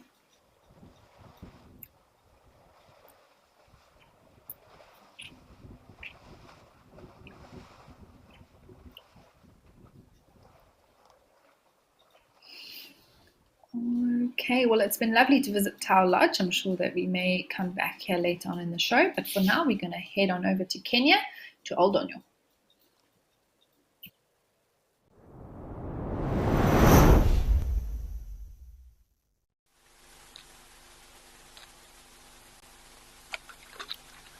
Oh, how lovely. Some zebra coming down for a drink, a Oldonyo classic.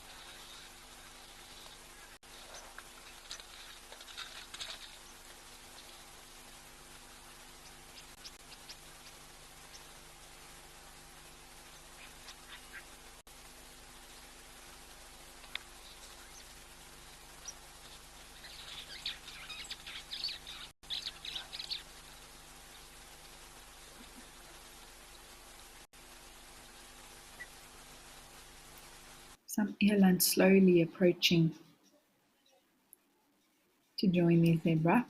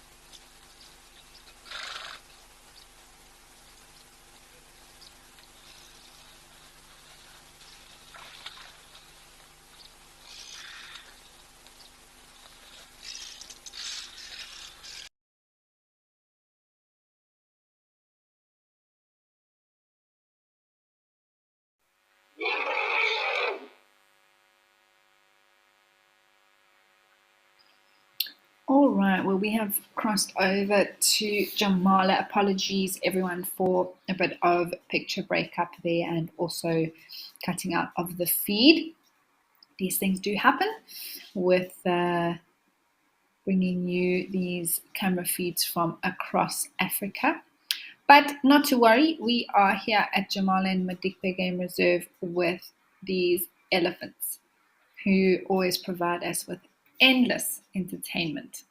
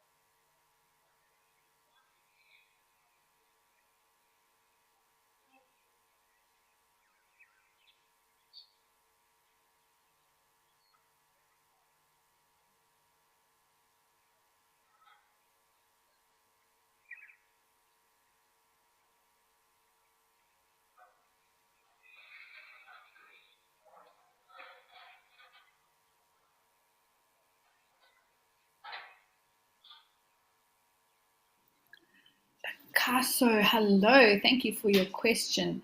That is a very interesting thought. You want to know if there's any way of reactivating the tusks of a tuskless elephant.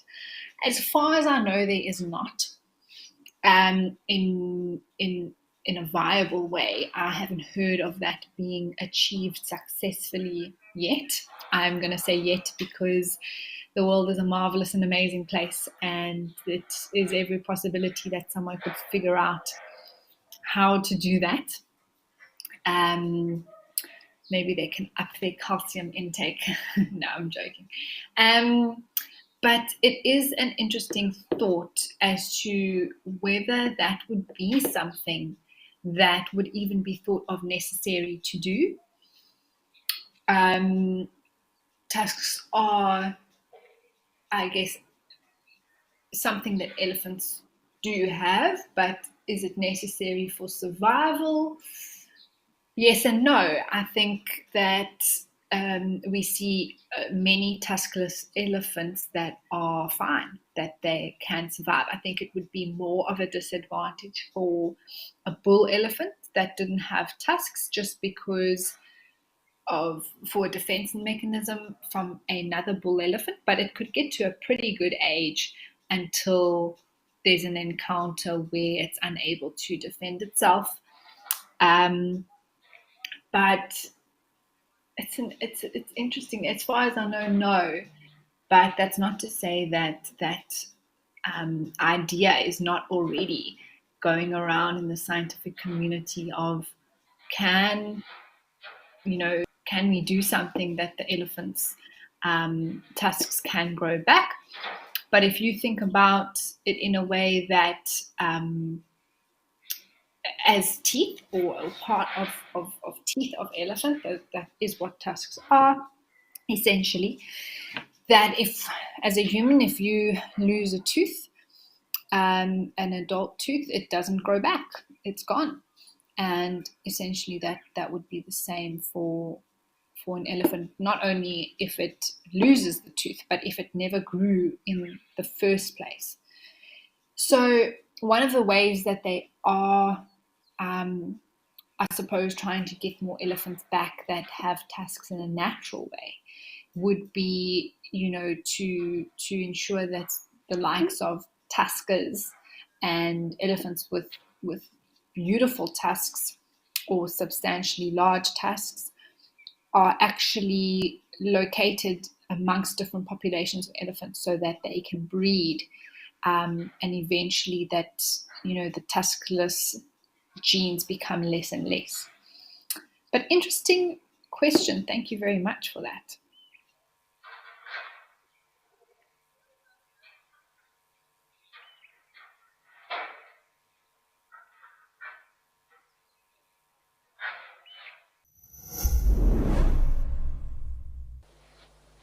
Welcome to Africam, your window to Africa's wild spaces. Immerse yourself in the captivating sights and sounds of nature. With our high-definition cameras, you'll feel like you're right there, in the heart of the action, where every moment is a surprise waiting to unfold. Join our global community of wildlife enthusiasts as we witness nature's drama unfold in real time.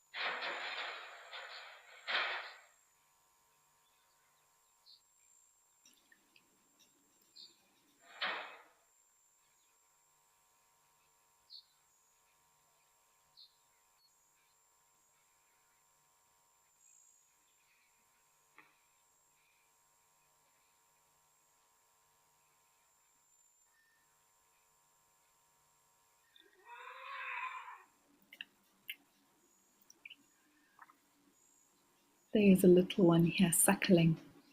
Very sweet to see.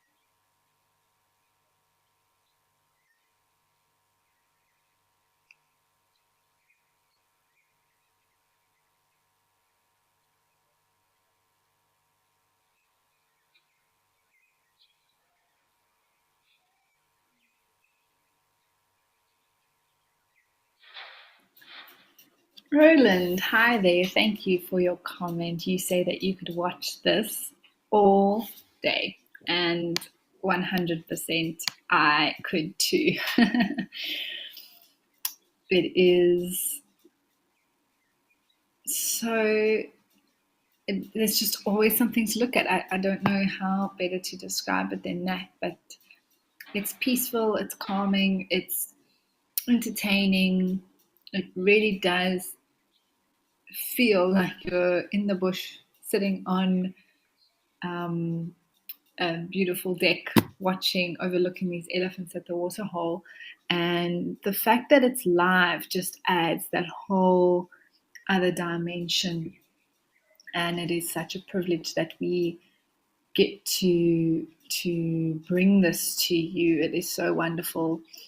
And it really is part of why I love what I do, to look with you and all our viewers and from wherever they are watching across the world. It is amazing that we all have this thing in common, that we love the African bushveld and we love these animals and are fascinated by them.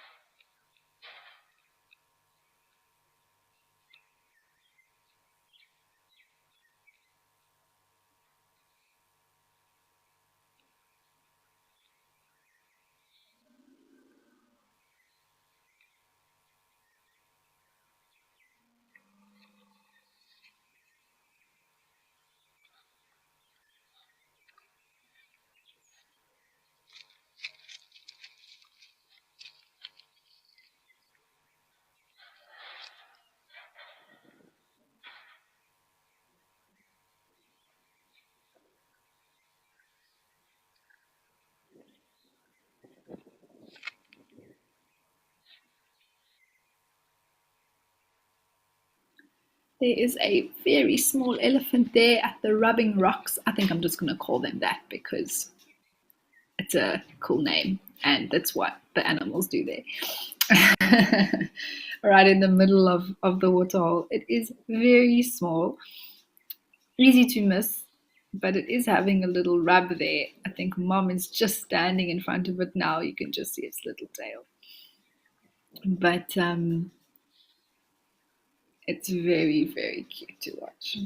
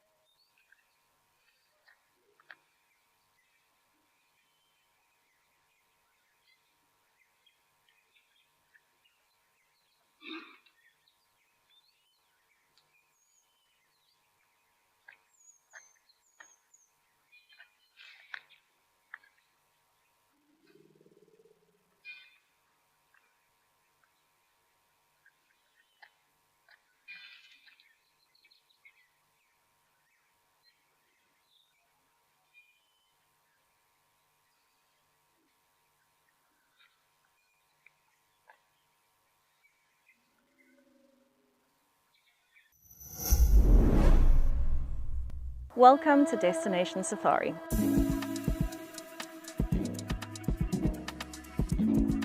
This evening, steeped in history, we are going to be exploring Leeuwenbosch Country House and Shearers Lodge.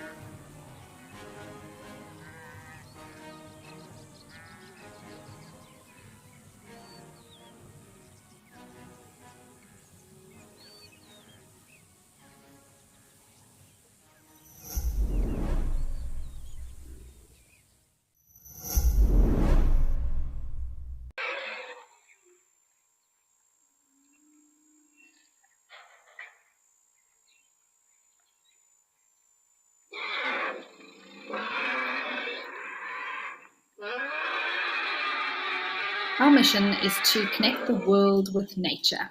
If you would like to help, pop onto our website and click donate. Thank you to all the viewers who have already donated.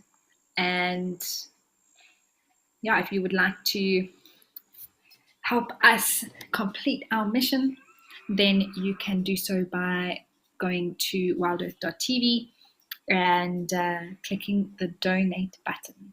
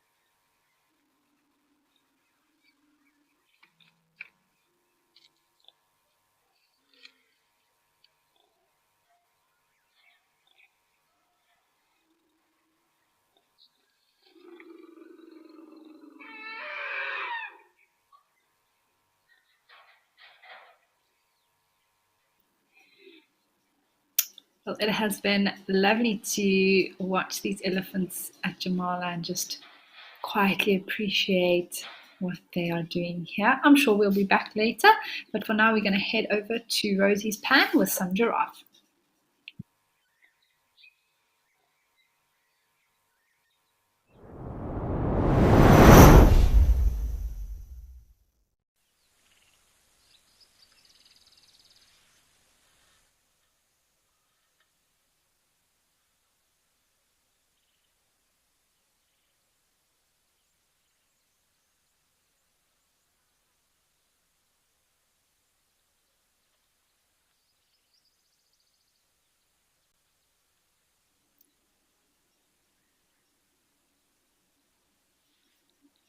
The ever cautious drinker. Let's see how long it takes for it to actually come down. Although we weren't, I don't know how long it was standing there until it began to approach. But you've come this far. Don't give up now, Mr. Giraffe.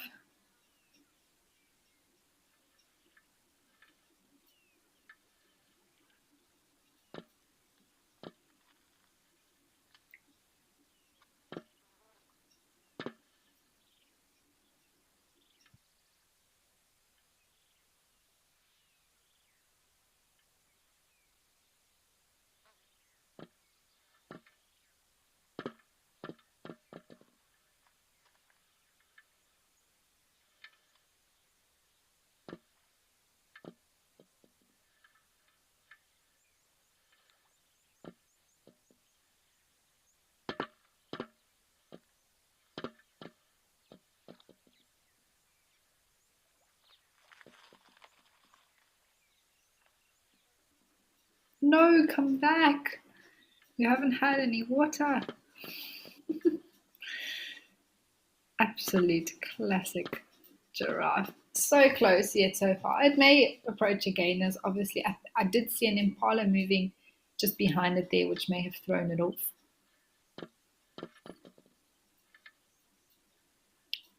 Oh, I absolutely love giraffe. They are so unique and so beautiful to watch. And I get excited every time I see one when I'm out on game drive. Or when I'm looking at one at Live at the Waterhole. It's also so beautiful to see and watch them. Very graceful animals, I think.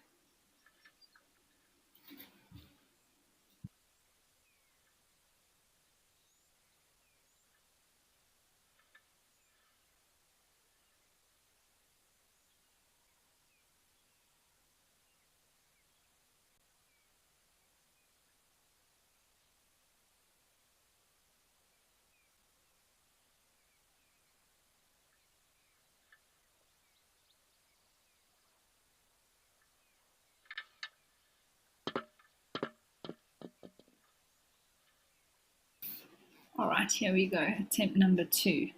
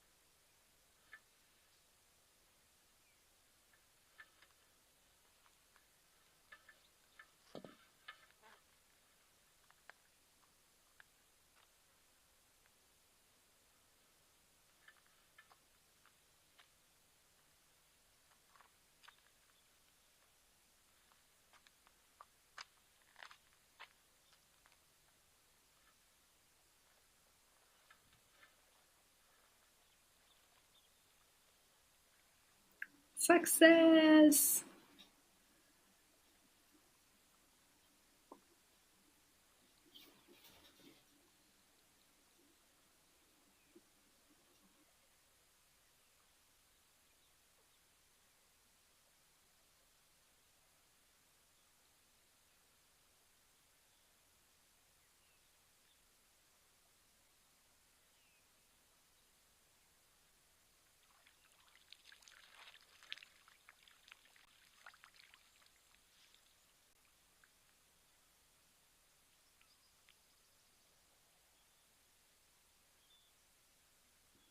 Oh, I can just imagine how happy this giraffe must be. It's obviously been wanting a drink perhaps for a while and has finally decided to head over to the water hole or pan that it knows is close to it. And it's always a little bit scary for this elephant, excuse me, for this giraffe to come to drink. It's a risky business, this drinking at a waterhole, and they need to be absolutely sure there's no danger around. Specifically more for them as they are so tall, and when their head is down like that, they are very vulnerable.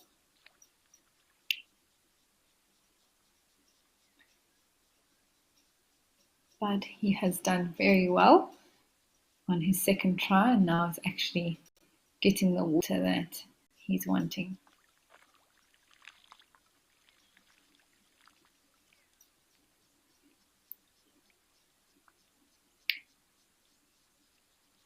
Oh, I love their faces.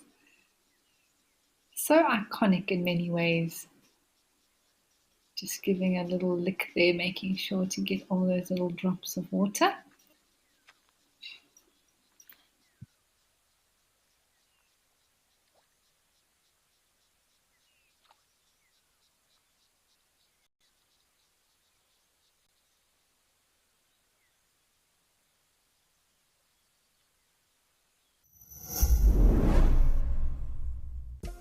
Attention all WildEarth fans. It's that time of the year when the sun rises earlier and sets later. And WildEarth is shifting show times. From October, our daily sunrise safari is moving an hour earlier, Live at the Waterhole is moving an hour later, and our daily sunset safari is moving half an hour later. Don't miss a moment. WildEarth, it's in your nature.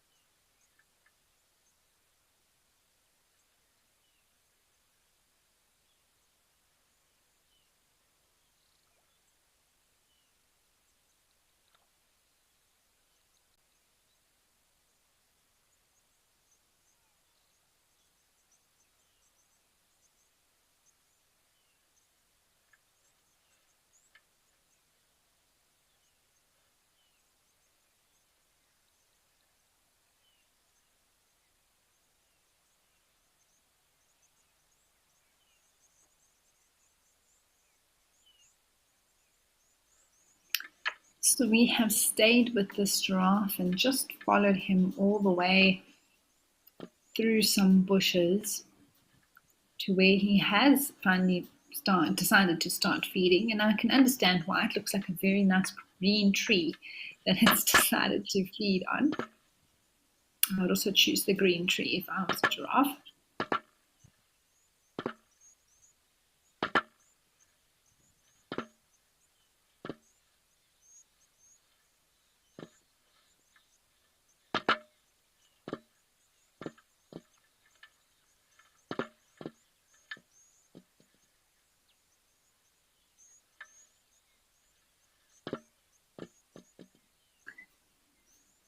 Okay, we are going to leave him to carry on feeding here while we head back over to Juma to see some hippos.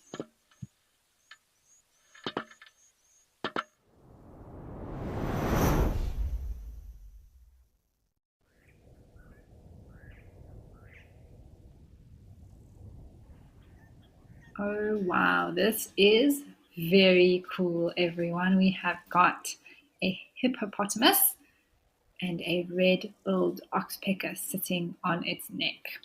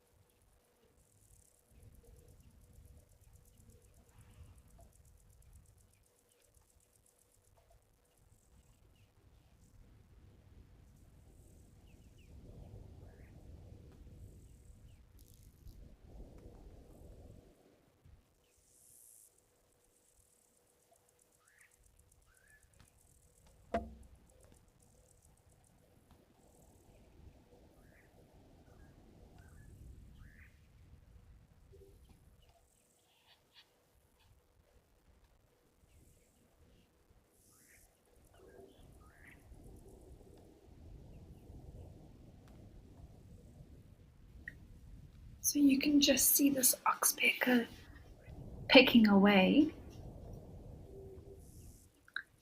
and helping this hippo to, suppose, keep clean in some ways, even though they do spend a lot of time in the water. They eat grass, so they leave the water and they walk through the bush just like a rhino or buffalo. And they can also get things like ticks and parasites on their bodies, perhaps even some of the more aquatic parasites and bacteria. Sometimes also hippos have quite a few open wounds or scratches or bloody marks on them. You can actually see as this oxpecker is moving along and panning across the body, the scars there, on the rump or on the side and the rump of this hippo. And that is most likely from other hippos. And when that does happen, and some of those more fresher wounds are there, then the oxpeckers also enjoy picking and feeding on that blood. It doesn't look like this hippo has any open wounds at the moment, unless it is on its other side.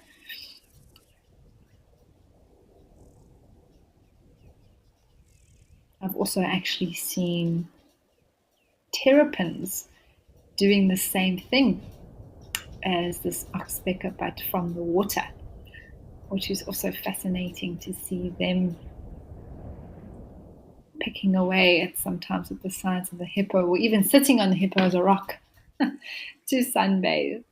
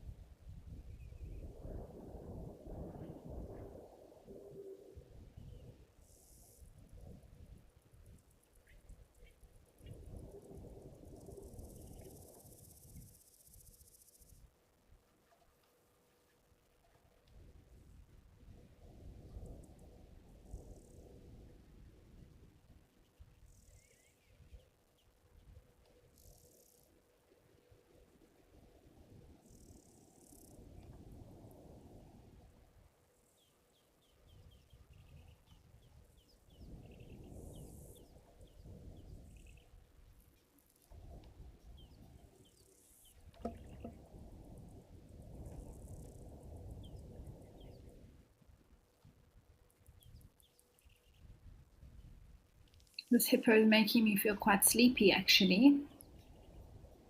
This looks like the perfect place to be when you're sort of in a pool on one of those lounges. You're half in the water, half out the water. And you're just having a snooze.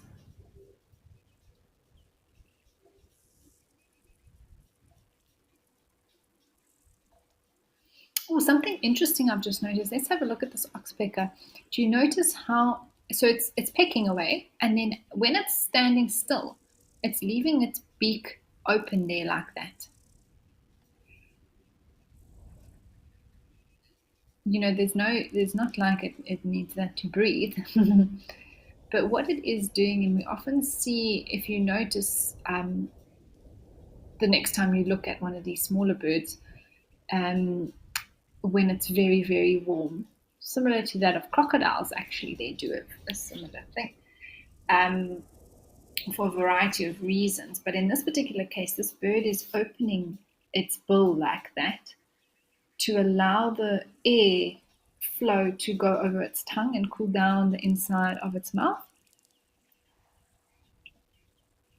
In animals, including us as humans, there's a lot of blood vessels and things like that in our mouth that are close to the surface.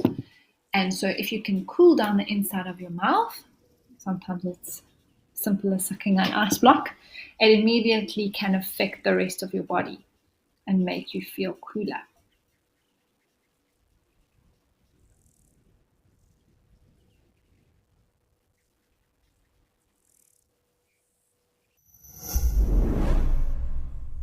World Animal Day is here, and WildEarth is rallying for a battle of the ages.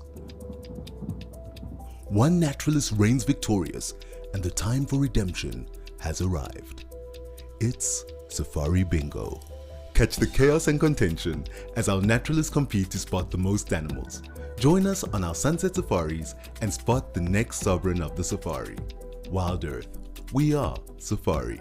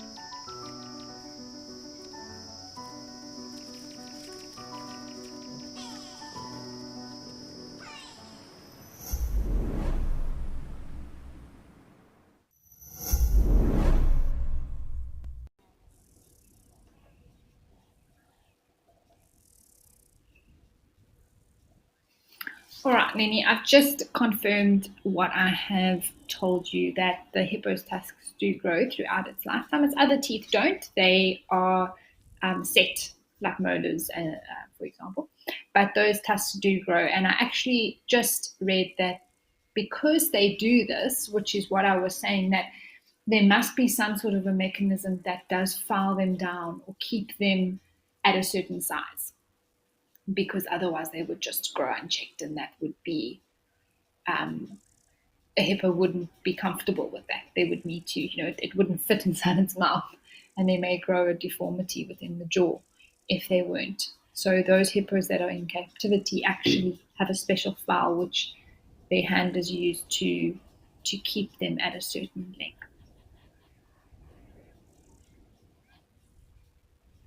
So very interesting question, Lenny. Thank you for asking it.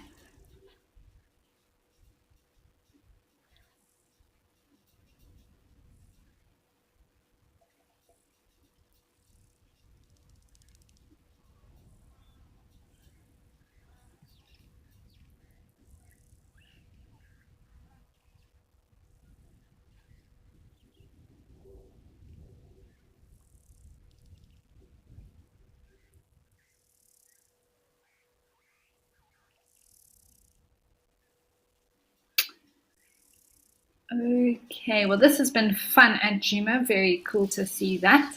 Hippo with an oxpecker. And now it looks like a little blacksmith lapwing sitting possibly even on a nest. But apparently there is a terrapin that we can go and have a look at Katapan.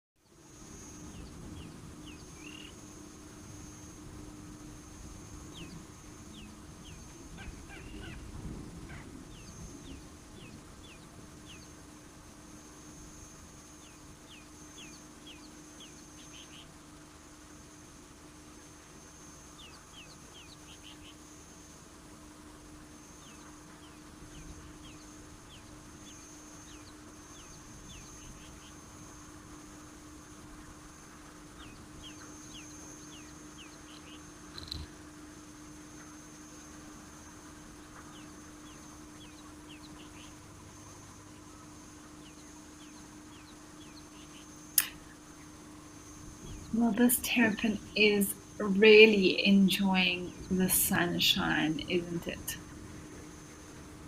I'm not even sure how it got up onto that rock. It seems to just be balancing on its belly there.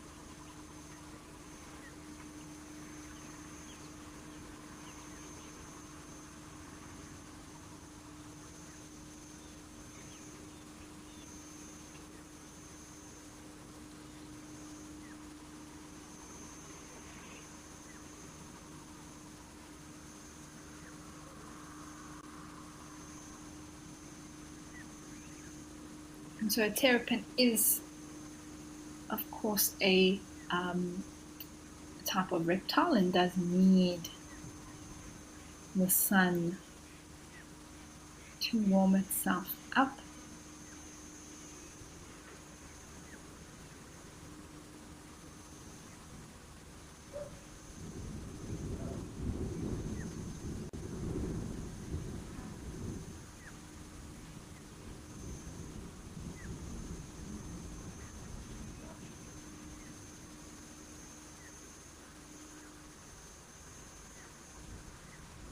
Is related to both tortoises and turtles in the way that it does have this shell. Oh my word, it looks like it is really stretching out. Looks like we're swimming sort of in the air.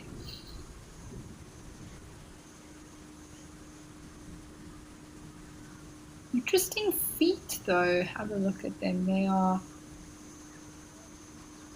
adapted to be both a mixture of land and water. They have the claws that are sticking out, you can see, but then there is a bit of webbing that are between the toes which allow it to swim. Terrapins exist only in fresh water, so something like Katapan is perfect for them.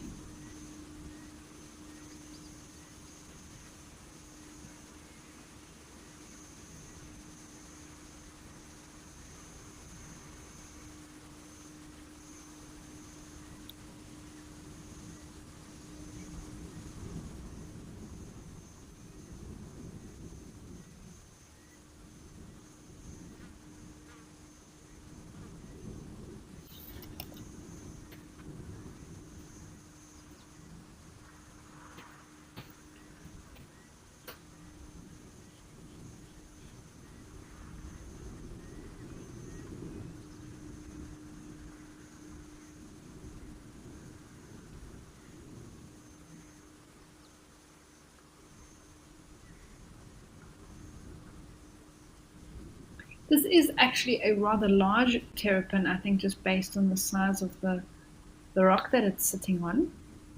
You do get them in all different sizes, some very small.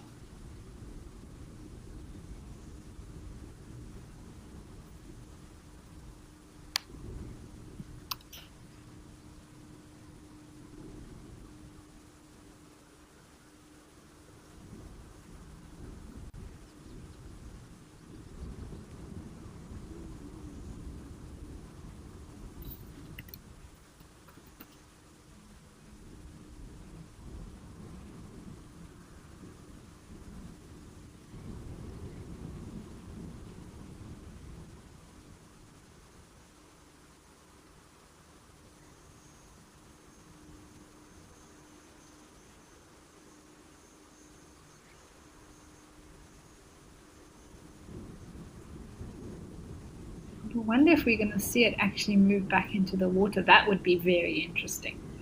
I don't think I've ever been able to see a terrapin up this close in terms of what it's doing on the rock.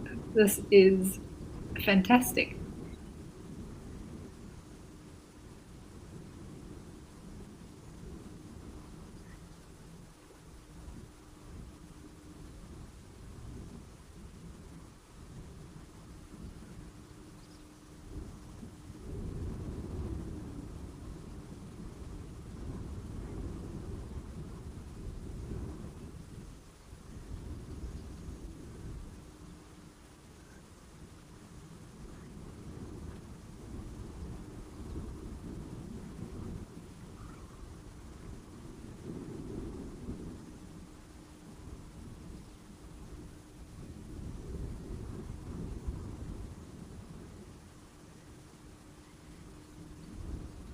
Concrete Jungle Man, hello. Thank you for your comment. You say that the sun looks a lot stronger than just a month ago, and yes, absolutely. It has been quite the change of a season this side in South Africa, and over the last month in particular, there has been a clear change from the sort of winter sun to summer sun. I made a comment actually, I don't know if it was yesterday or the day before, when I was out on a reserve and the sunset took place, and all of a sudden it wasn't the winter sun anymore.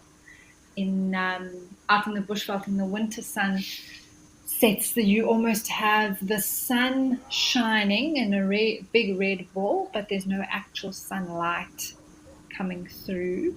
And so it's a very soft, weak sun, there, put it that way. And all of a sudden, we had our first rains that happened last week. And after that, the sun it's just shot up in strength. UV, terrapin's having a bit of a yawn. That was very sweet. And yeah, no, the sun is powerful now, and it is so important that those of us who do work out in the sun more than most keep putting on sunscreen and wearing hats and keeping our skin covered the best we can, because summer sun is here and it can be very, very dangerous.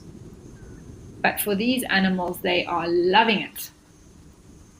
I feel like this terrapin is just getting in all this energy from the sun and is like, I don't know what to do with it all. I'm going to move my legs. I'm going to stretch. I'm going to yawn.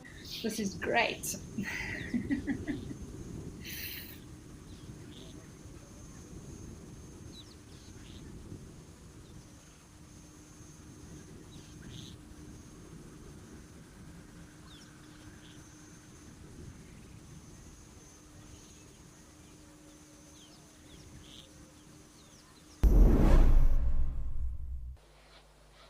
Welcome to Africam, your window to Africa's wild spaces. Immerse yourself in the captivating sights and sounds of nature. With our high-definition cameras, you'll feel like you're right there in the heart of the action, where every moment is a surprise waiting to unfold. Join our global community of wildlife enthusiasts as we witness nature's drama unfold in real time.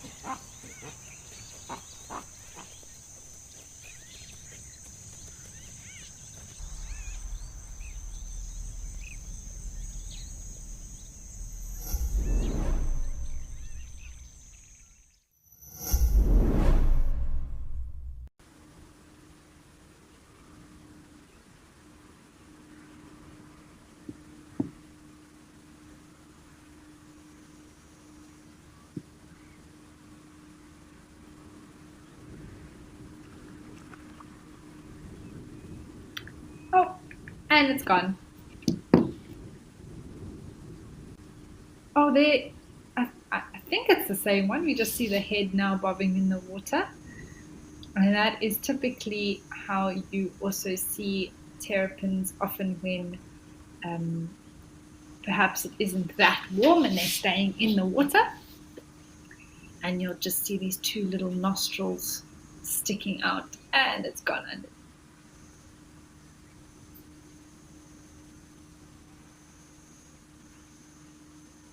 There's a little head bobbing to and fro. Now that it's nicely warmed up, it's got some energy to perhaps do some hunting.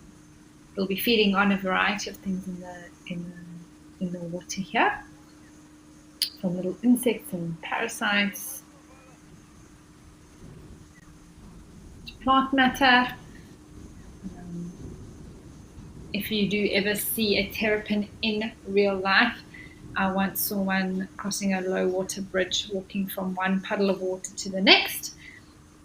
They smell foul. You can imagine them living in these very stagnant little pools and pans of water their whole life, and they have a terrible, terrible smell that they emit.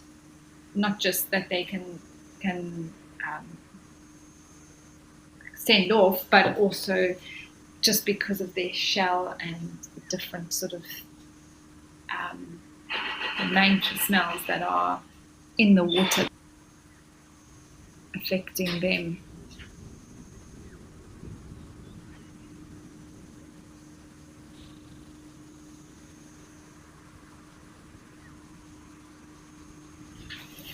All right, well, now that we have seen that terrapin do its thing, we're going to head over to Kwamaritan with elephants.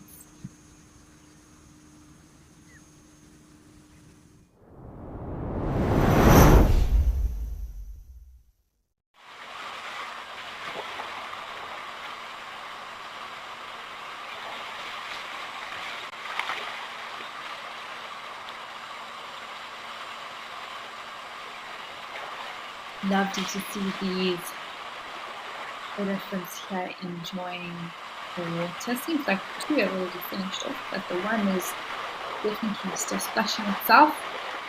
One drinking.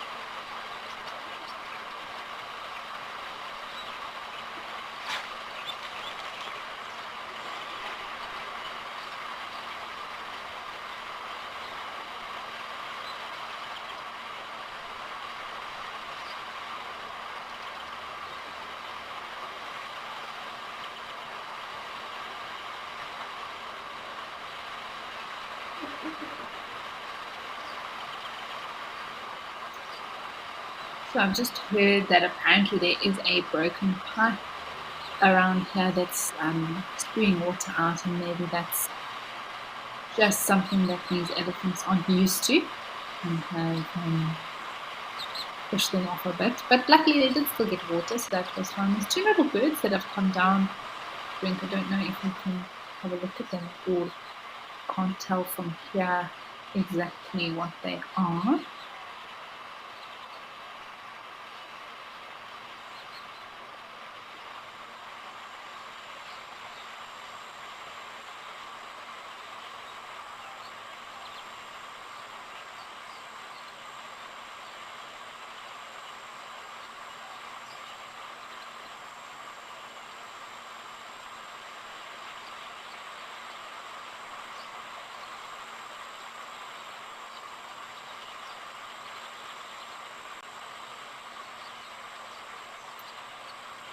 Okay, well, now that those elephants have moved off, we are going to head back to Jamala, where those elephants are still having a great time.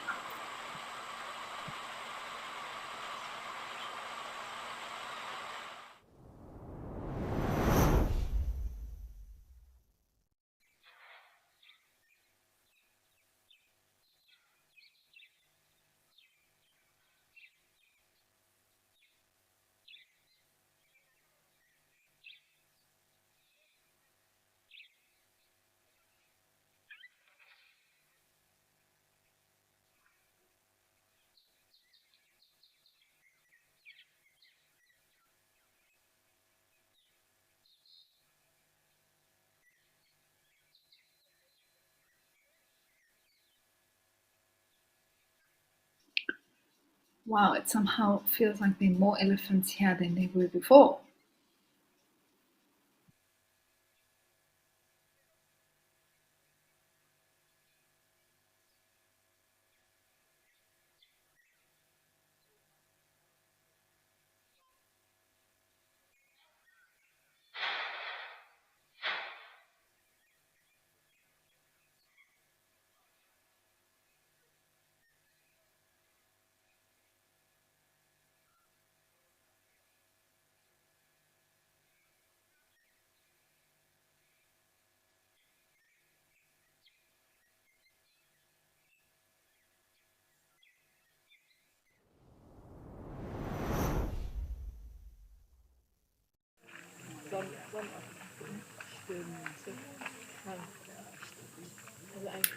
Apologies, everyone, but we've had to head over to Okakuyo in Namibia, and it's really lovely to come back here. It's the first time for me in this half of the show, so it's always lovely to check in on what is happening here.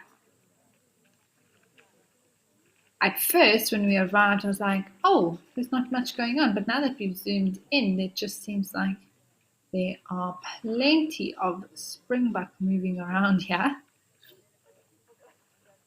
Also a zebra in the distance there.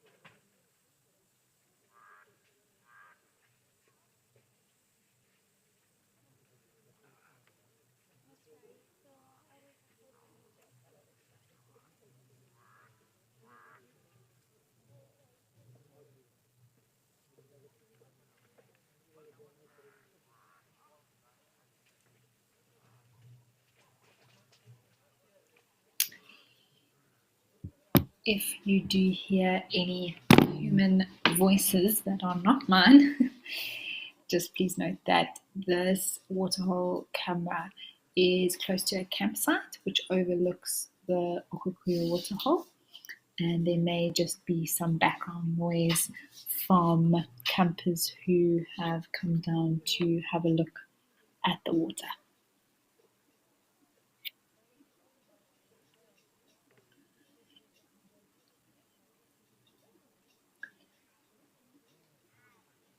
Just have a look there at the sand blowing, the dust in the background, almost forming a bit of a whirlwind. So there clearly is a particular type of wind today that's forming that. Often when it is windy here, we actually see the ripples on the water, but we're not seeing that at the moment. So it must be coming from a particular direction that doesn't so much affect the water hole, but it is affecting the dust.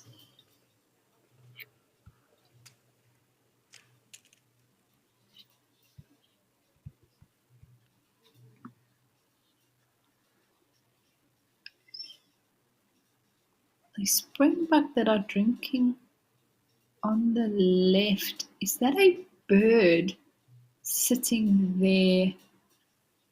It looks like possibly a bird of prey. I'm not sure. The one that's drinking on its own on the left-hand side, just next to it, there's sort of a dark blob in the middle. If we zoom in, we may be able to ID which bird it is.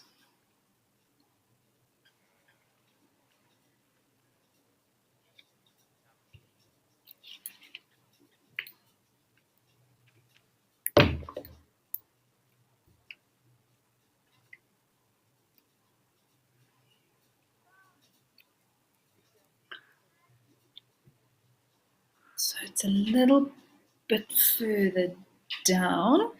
Sometimes these controls are a little bit tricky to get right at the cameras, but we are working on it. There we go. It's actually just starting to preen itself there. Looks like quite a big bird.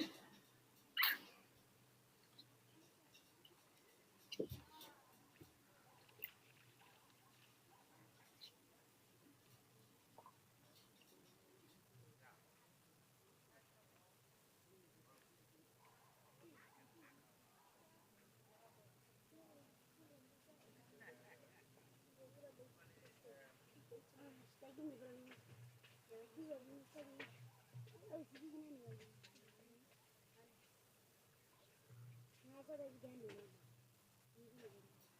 can't see too many details, but maybe some sort of a water bird like a cormorant or a yeah, I think cormorant would be my best guess at this point, just based on what I can see. Could be something like a heron, just cleaning off.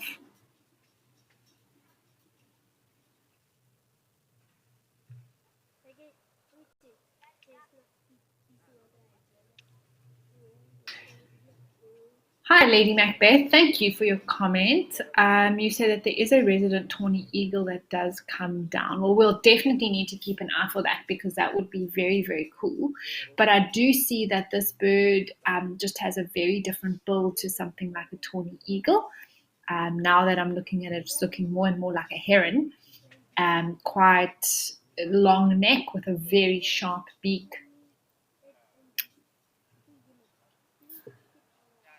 But thank you, Lady Macbeth. Appreciate the input there because yeah, it helps to narrow things down. And if we do see a large brown eagle at any stage, then I'm sure it will be that tawny eagle. I'm still yet to see that, so that was something that I can look forward to as well.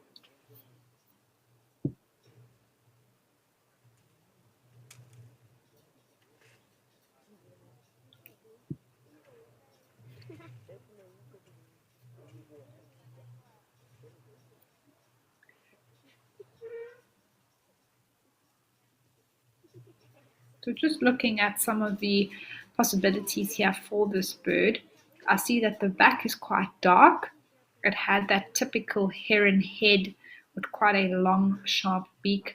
Looks like the top of the head as well is black and a white throat and heading into a more of a white chest. So I think it's not the clearest picture, but just based on what I can see there, I would say that this is a black-headed heron.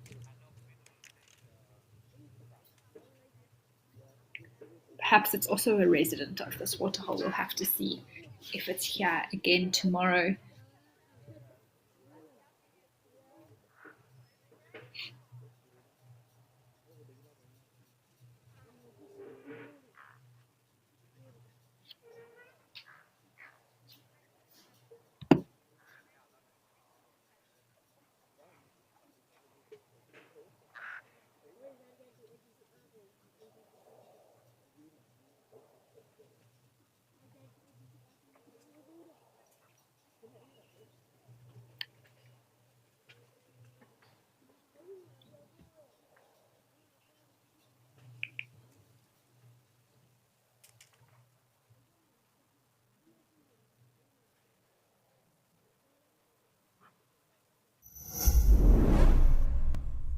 Welcome to Destination Safari.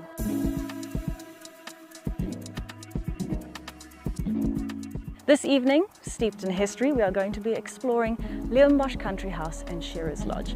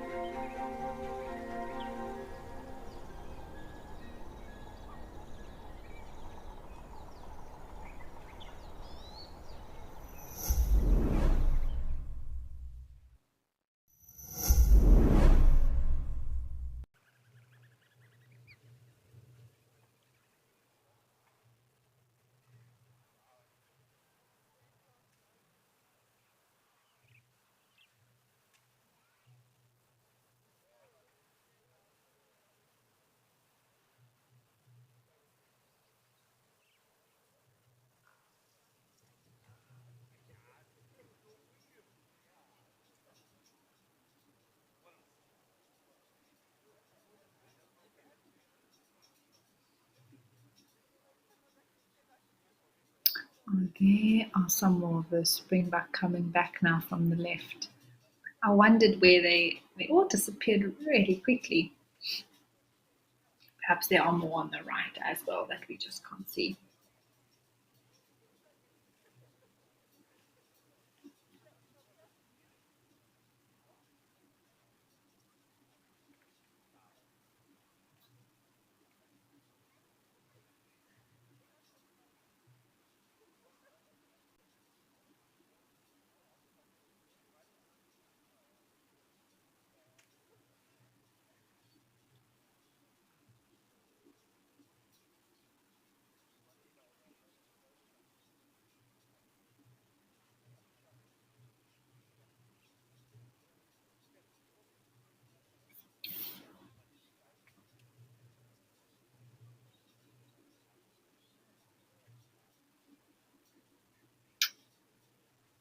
Well, while we wait to see what else comes down here in Namibia, we are gonna head off to see some zebra, I think, yes, and elephant.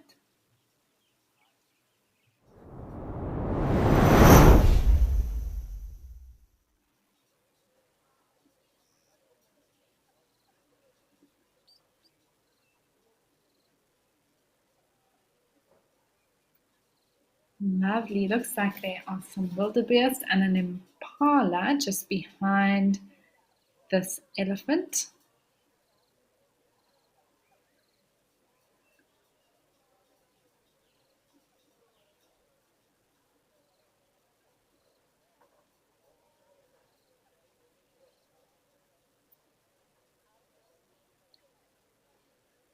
It's always something new happening here at Tau Lodge as well.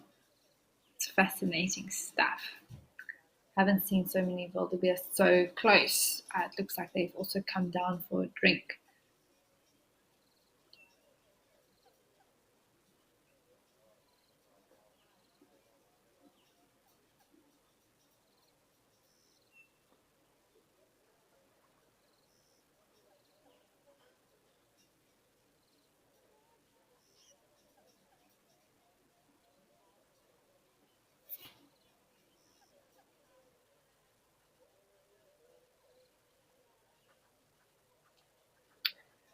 Lainey, you have asked a question about whether I have ever seen elephants breed successfully. Yes, I think that elephants are extremely successful breeders. I personally haven't seen a live elephant birth. I've seen a very young calf that must have just been born. In fact, the mother still had a bit of afterbirth around it between the back of its legs, but I haven't actually seen it happen. And absolutely, elephants are very successful breeders. Madikwe is an example of that. There's a very healthy elephant population, and they are incredibly good moms. They raise their little ones very well, and they're very involved in the parental, the motherhood process of raising a calf.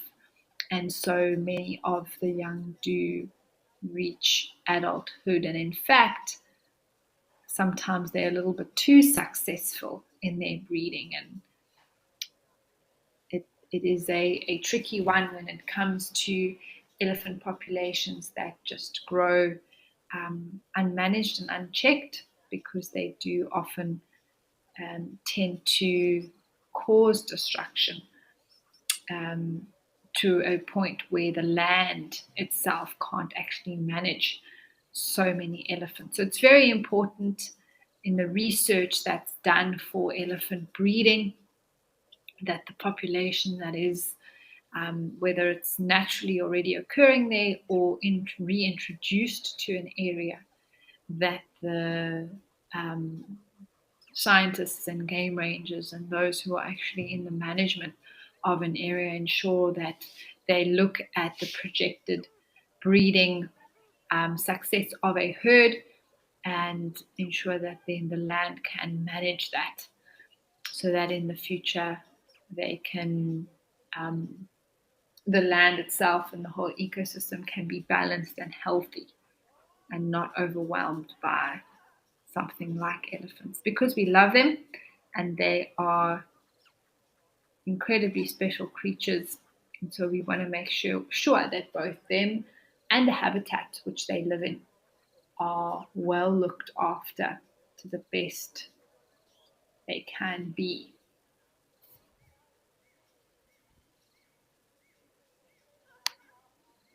Oh, there's the zebra we had mentioned earlier, coming down now towards the water.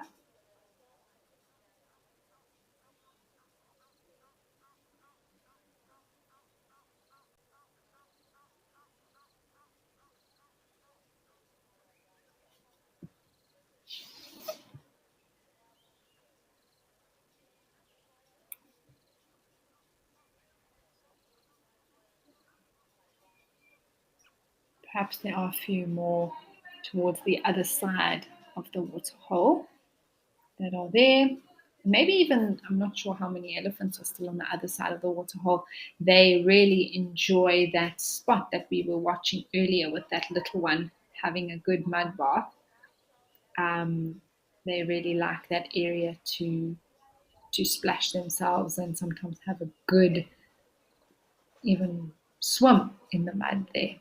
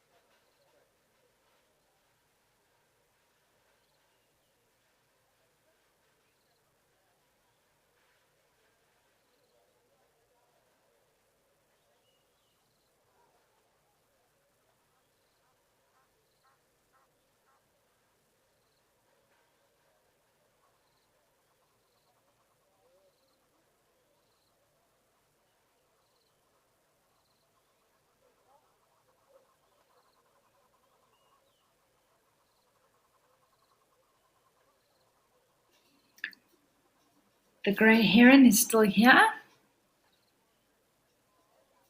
Looks like it's on the hunt as per usual. I did see a crocodile swimming to the right there as well. So I think this heron and the crocodile have a love-hate relationship. They very much tolerate each other until the heron catches a fish, then that crocodile is there. And that heron has to move very, very quickly. This is the only waterhole so far that I have had in the bits of the shows that I've done. Oh, there's a red hartebeest.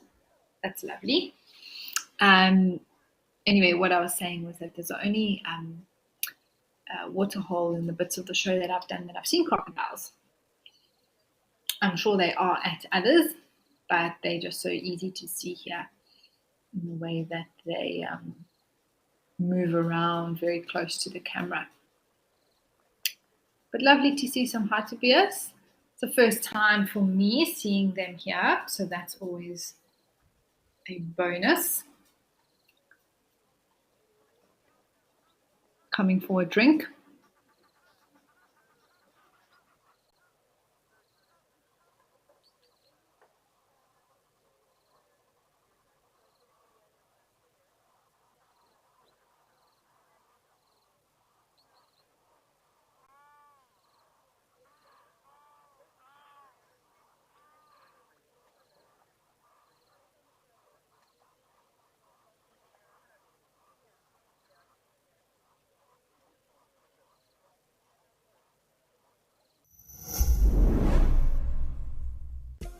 Attention all WildEarth fans.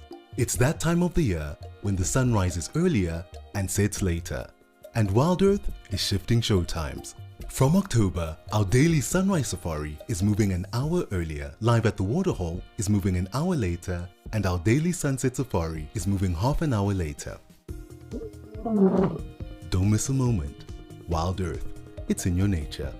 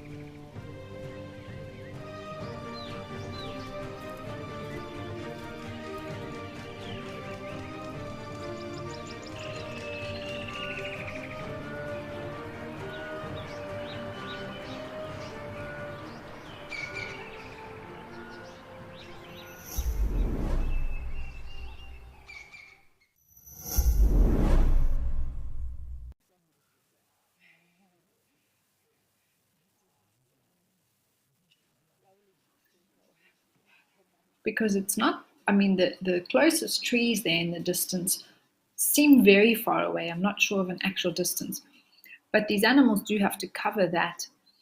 And every time, I don't know why, but I'm surprised to see something walking towards the water.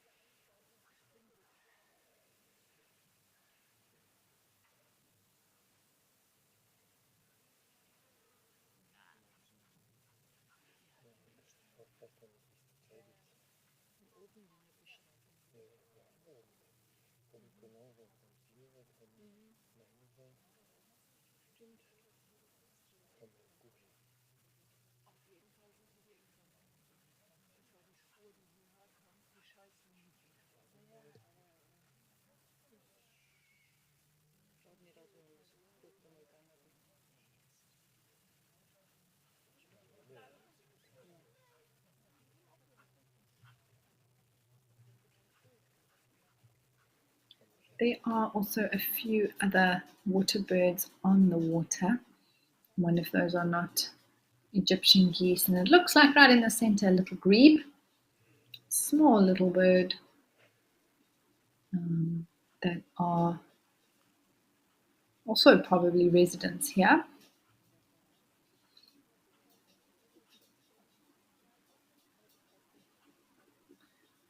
I think if you were able to really go in between these rocks, there would be a vast array of different little things here, little animals, different types of small birds and things like that. So it is amazing the life that is actually around.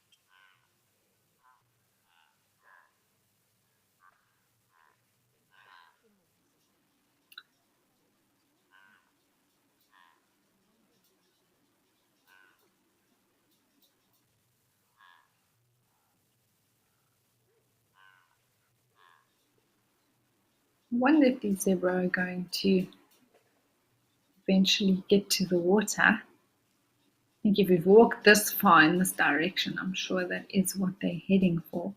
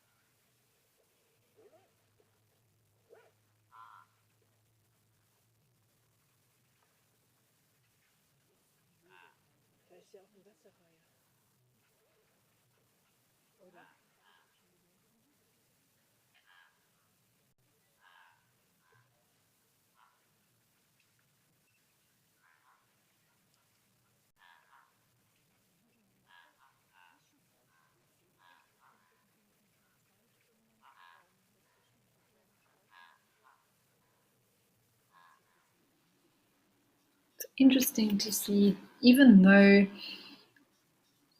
this particular waterhole wouldn't have the same level of threat surrounding it in terms of something like a crocodile jumping out at the zebra, they still are cautious. They still are careful that they take the appropriate amount of time to ensure that there is nothing that's going to surprise them.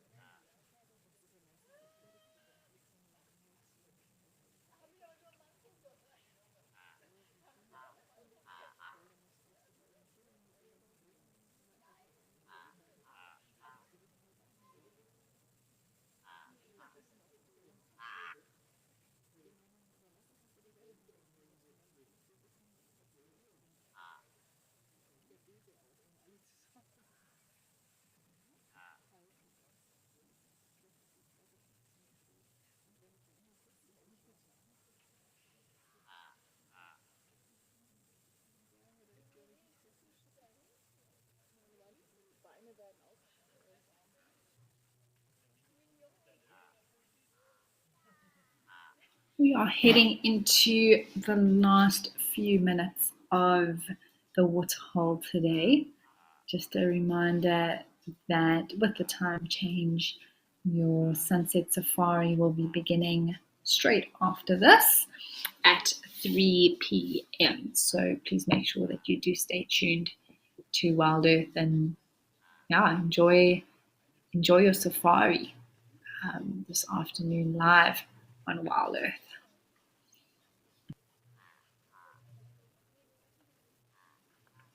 All right, well, while these zebra are continuing their drink that they have walked quite a way to have, we are going to head back across to Tau Lodge.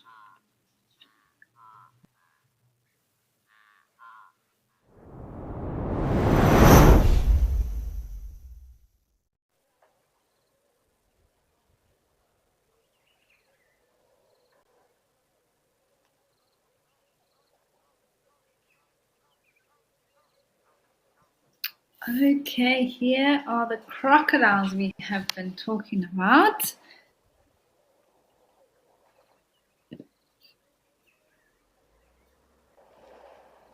Definitely two of them.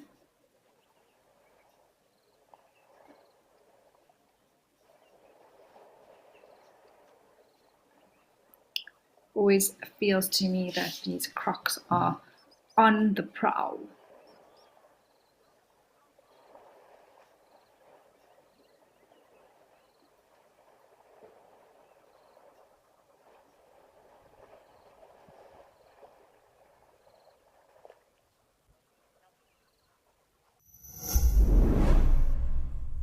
World Animal Day is here, and WildEarth is rallying for a battle of the ages. One naturalist reigns victorious, and the time for redemption has arrived. It's Safari Bingo. Catch the chaos and contention as our naturalists compete to spot the most animals. Join us on our sunset safaris and spot the next sovereign of the safari. WildEarth, we are Safari.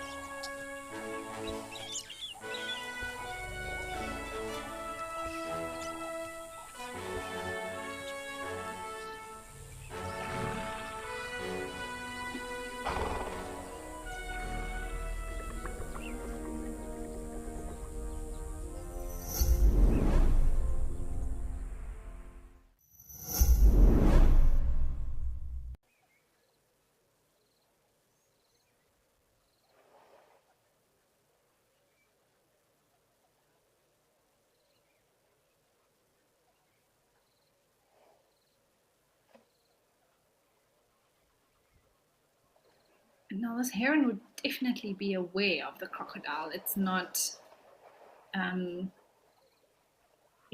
sort of unaware of how close the crocodile is to it. But I think it also knows that it can just simply, well, the crocodile and the heron both know that the bird can simply just fly should that crocodile make a move.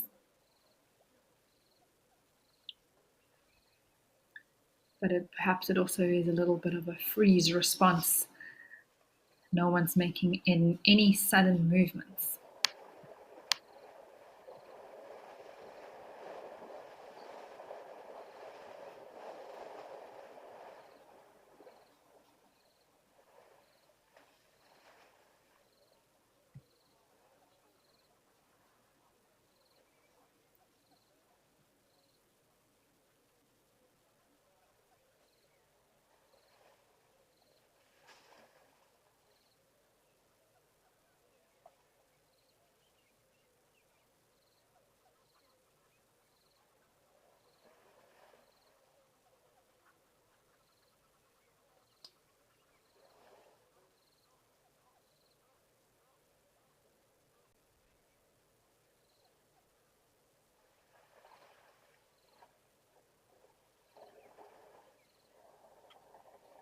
the reflection of this heron is also quite stunning. I'm not sure where it ends and its reflection begins.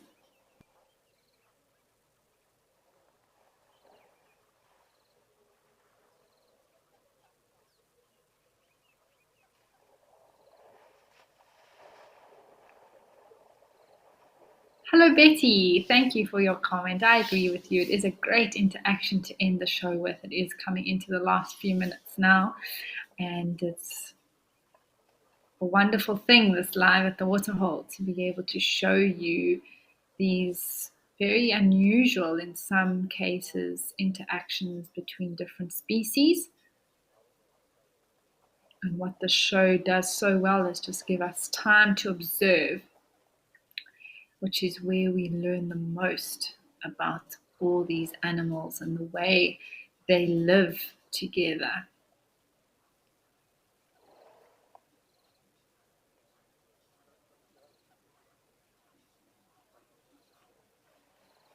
I have really enjoyed, once again, my time with all of you. So thank you so much for tuning in and watching WildEarth and the Waterhole show with us. We really, really do appreciate you all, and thank you for, once again, your comments and questions. I absolutely love it. I love engaging with you all. And feels like on some level we know each other, especially when it becomes on a day after day basis. So we thank you to all our loyal viewers for keeping the show going and supporting us. But tomorrow is another day. I will be back as well as Trish. So perhaps we'll be able to visit these two again and see what has transpired over the night.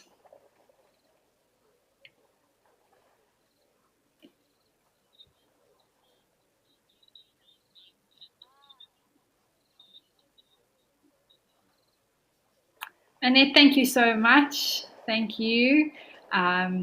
She's just saying that well done to the team and thanking us all, that it has been a most enjoyable show. So, but thank you, Annette, for watching. This is why we do it. We do it for all of you. So I'm so glad that it has been another one that you enjoyed, and we are looking forward to being back with you again tomorrow.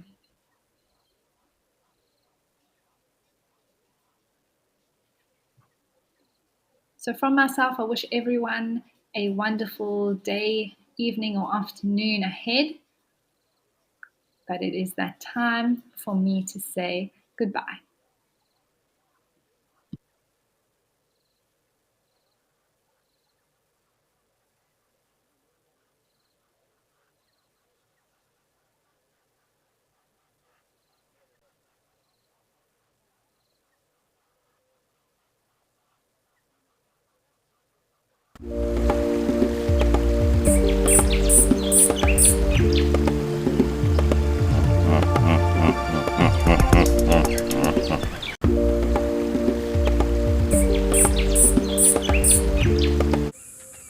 This program features live coverage of an African safari and may include animal kills and carcasses.